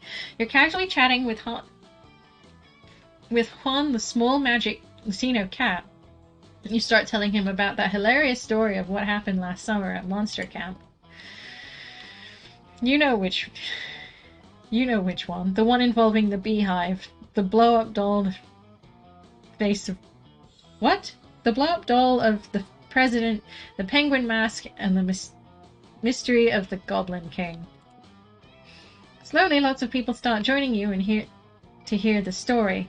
By the time you say you were the goblin by the time you say where the Goblin King was, 100 people or so burst into hysterical laughter. You turn on a mobile app that captures all the laughter and turns it into plus do fun. Across the way, you see Polly flailing around wildly. There's a possibility that it's some kind of strange new dance move. But the intensity of her eyes makes you feel like this is something you should investigate. Ah yes, it would seem our dear Polina has once again been indulging in super shrooms. They're like regular shrooms, but super. You hear a blood-curdling shriek and see a series of bright flashes. Polly drops her phone on the ground and crumbles in horror. You and Liam go over to help her to her feet. Did you see that? The part where you took a selfie shrieked a blood-curdling shriek and crumpled to the ground? You do realize you can simply delete a bad selfie. No, Liam! Not the selfie! That evil, blinding light! The flash? That was no flash, you fool! That was the final proof I needed for something I've suspected a long time! Specifically ever since I had those super shrooms. That my phone is evil, and now it has stolen my soul, using arcane phone magic! I told you those shrooms were super. Sure, walk away! You don't have to believe me. I know what's true. The super shrooms are what's allowed me to finally understand the truth of my phone's sinister intentions. Penelope, you believe me, don't you? You have to help me get my soul back. Of course you believe, Polly. With logic like that, how could you possibly not?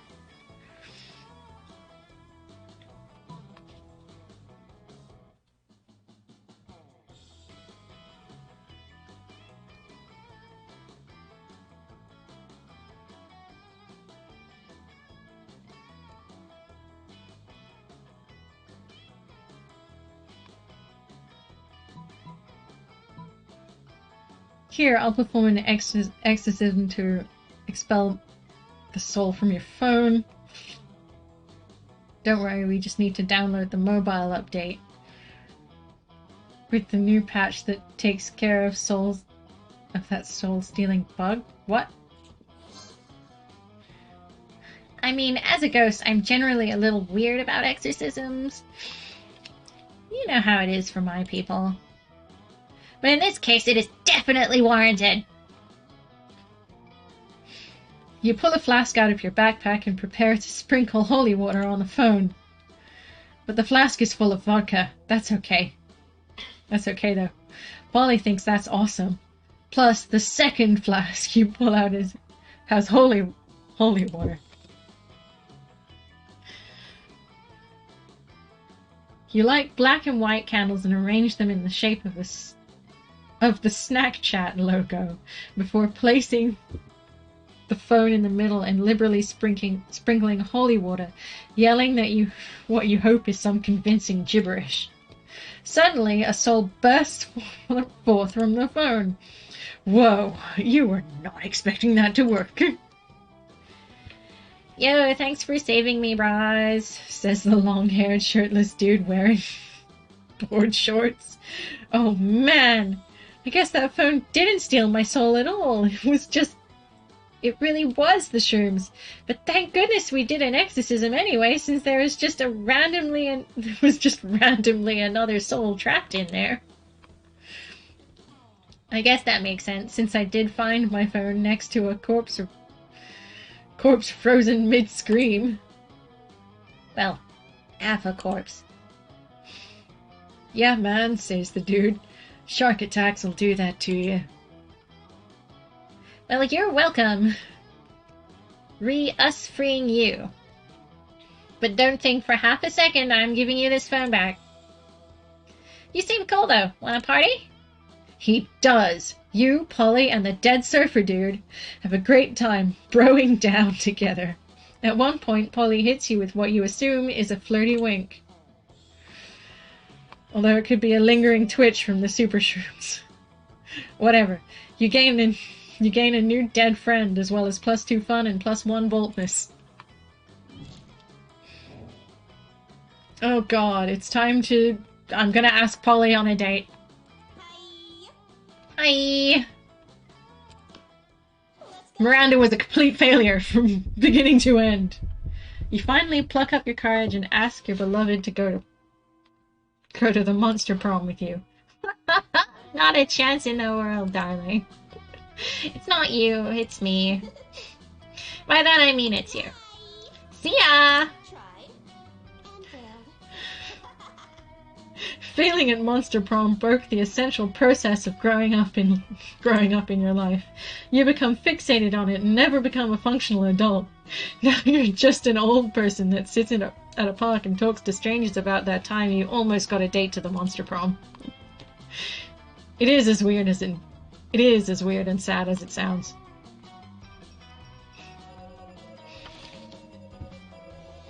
There's so many.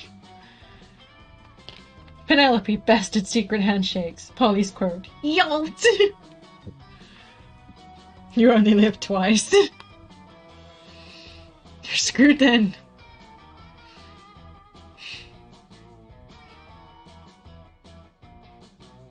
I wouldn't mind a Deliveroo and got one Big Macs.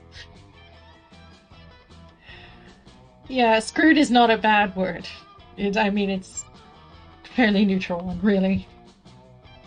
So, as you can see, a game like this has a lot of replay value, which I wouldn't object to doing, but oh my gosh, the language I completely forgot. I didn't realize it was that bad. I knew it was sweary sometimes, but wow. I don't know if I should stream this very often. I don't think so. It seemed like I was doing well, but I didn't do well for long enough. I didn't have like a long enough streak going, I swear, pretty sure. I'm 100% fine with swearing. I'm not always 100% behind it, but it is fun. And I do enjoy, like, doing the voices and things for stuff like this. It's great. Do me a favor before you go offline, as it's late and you're about to end. Depends on the favor, but, what can I help you with?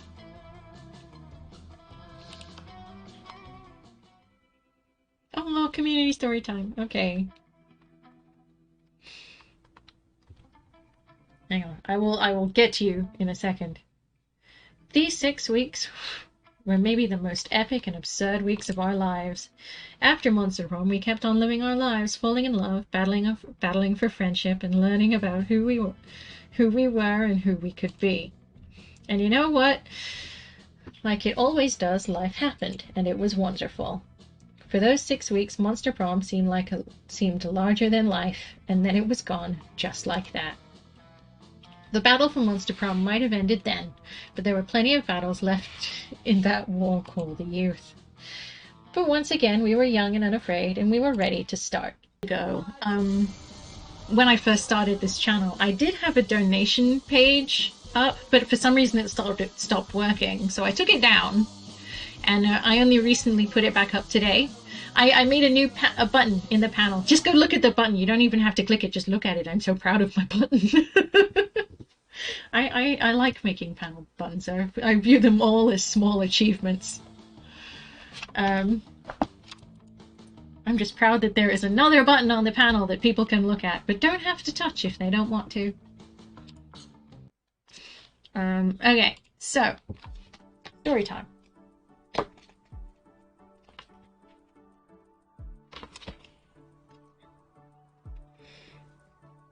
Under a tuft of jet black hair over his forehead, they could see a curiously shaped cut, like a bolt of lightning.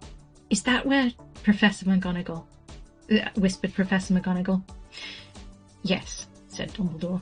"They'll have that scar forever." "Couldn't you do something about it, Dumbledore?" "Even if I could, I wouldn't. Scars can come in useful. I have one myself above my knee that is a perfect shape for the London Underground." "Well, give him here, Hagrid. We'd better get this over with." Dumbledore took Harry in his arms and turned towards the Dursleys' house. Could I say goodbye to him, sir?" asked Hagrid. He bent his great shaggy head over Harry and gave him what must have been a very scratchy, whiskery kiss. Then, suddenly, Hagrid let out a howl like a wounded dog. "Shh!" hissed Professor McGonagall. "You'll wake the Muggles." "Sorry," sobbed Hagrid, taking out a large spotted handkerchief and burying his face in it. "But I can't stand it. Lily and James dead, and poor little Harry off to live with Muggles." Yes, it's all very sad, but get a grip on yourself, Hagrid, or we'll be found," Professor McGonagall whispered, patting Hagrid gingerly on the arm as Dumbledore stepped over the low garden wall and walked up to the front door. He laid Harry gently on the doorstep, took a letter out of his cloak and tucked it inside Harry's blankets, and then came back to the other two. For a full minute, the three of them stood and looked at the little bundle. Hagrid's shoulders shook. Professor McGonagall blinked furiously, and the twinkling light that usually shone in Dumbledore's eyes seemed to have gone out. "Well," said Professor Dumbledore finally, "that's that. We've no business staying here. We may as well go and join the celebrations." "Yeah," said Hagrid in a muffled voice. "I'd best get this back away. Good night, Professor McGonagall. Professor Dumbledore, sir." Wiping his streaming eyes on his jacket sleeve, Hagrid swung himself onto the motorbike and kicked the engine into life. With a roar, it rose into the sky and off into the night. "I shall see you soon, I expect, Professor McGonagall," said Dumbledore, nodding to her. Professor McGonagall blew her nose in reply.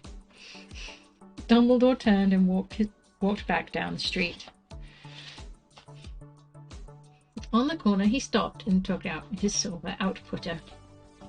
And that is... Oh, do you know what?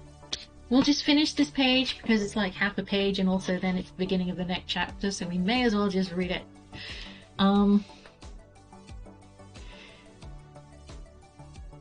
He clicked it once, and 12 balls of light sped back into their street lamps so that Privet Drive glowed suddenly orange, and he could make out a tabby cat slinking around the corner at the other end of the street. He could just see a bundle of blankets on the step of number 4. "Good luck, Harry," he mumbled, turning on his heel, and with a swish of his cloak, he was gone. A breeze ruffled the neat hedges of Privet Drive, which lay silent and tidy under the inky sky, the very last place you would expect astonishing things to happen. Harry Potter rolled over inside his blanket without waking up.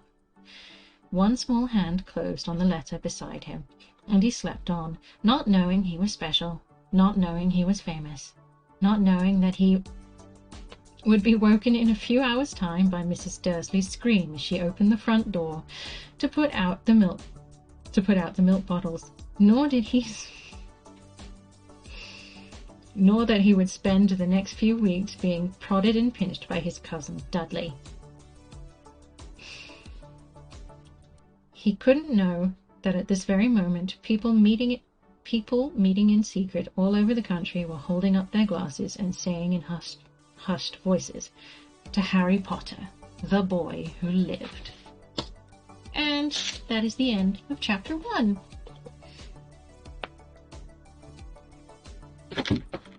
And also the end of the stream. I'm gonna call it quits there. So thank you so much for joining me. And have a great evening. Sleep well when you go, and have a wonderful time zone and the rest of your day and what have you. And thank you for joining me and supporting me and tolerating my awful voice acting. I had a lot of fun with Monster Prom, and I'm just really glad that I finally got to finish Turnip Boy. That was amazing. Thank you again. Good night, sweet dreams. You too. So again, thank you for coming. I will see you on Tuesday, where we will be playing Kingdoms and Castles for a week. I know I said that I intended to do the Portal 2 co-op with a friend, but she's not getting internet until Thursday that week. So I won't be able to do that with her, so we're skipping a week. We're doing the co-op Portal 2 play next week instead. My friend Amanda, you know Amanda, she's not getting internet till Thursday, and Portal's on Tuesday, so we're skipping a week. Basically, we're doing Kingdoms and Castles, and we're going back to the Kingdom of Mermine for a little while, and we're gonna see how that goes. And then on Wednesday we've got some Skyrim. Our friend, lol, yes, exactly. You know Amanda, our friend, whom we know.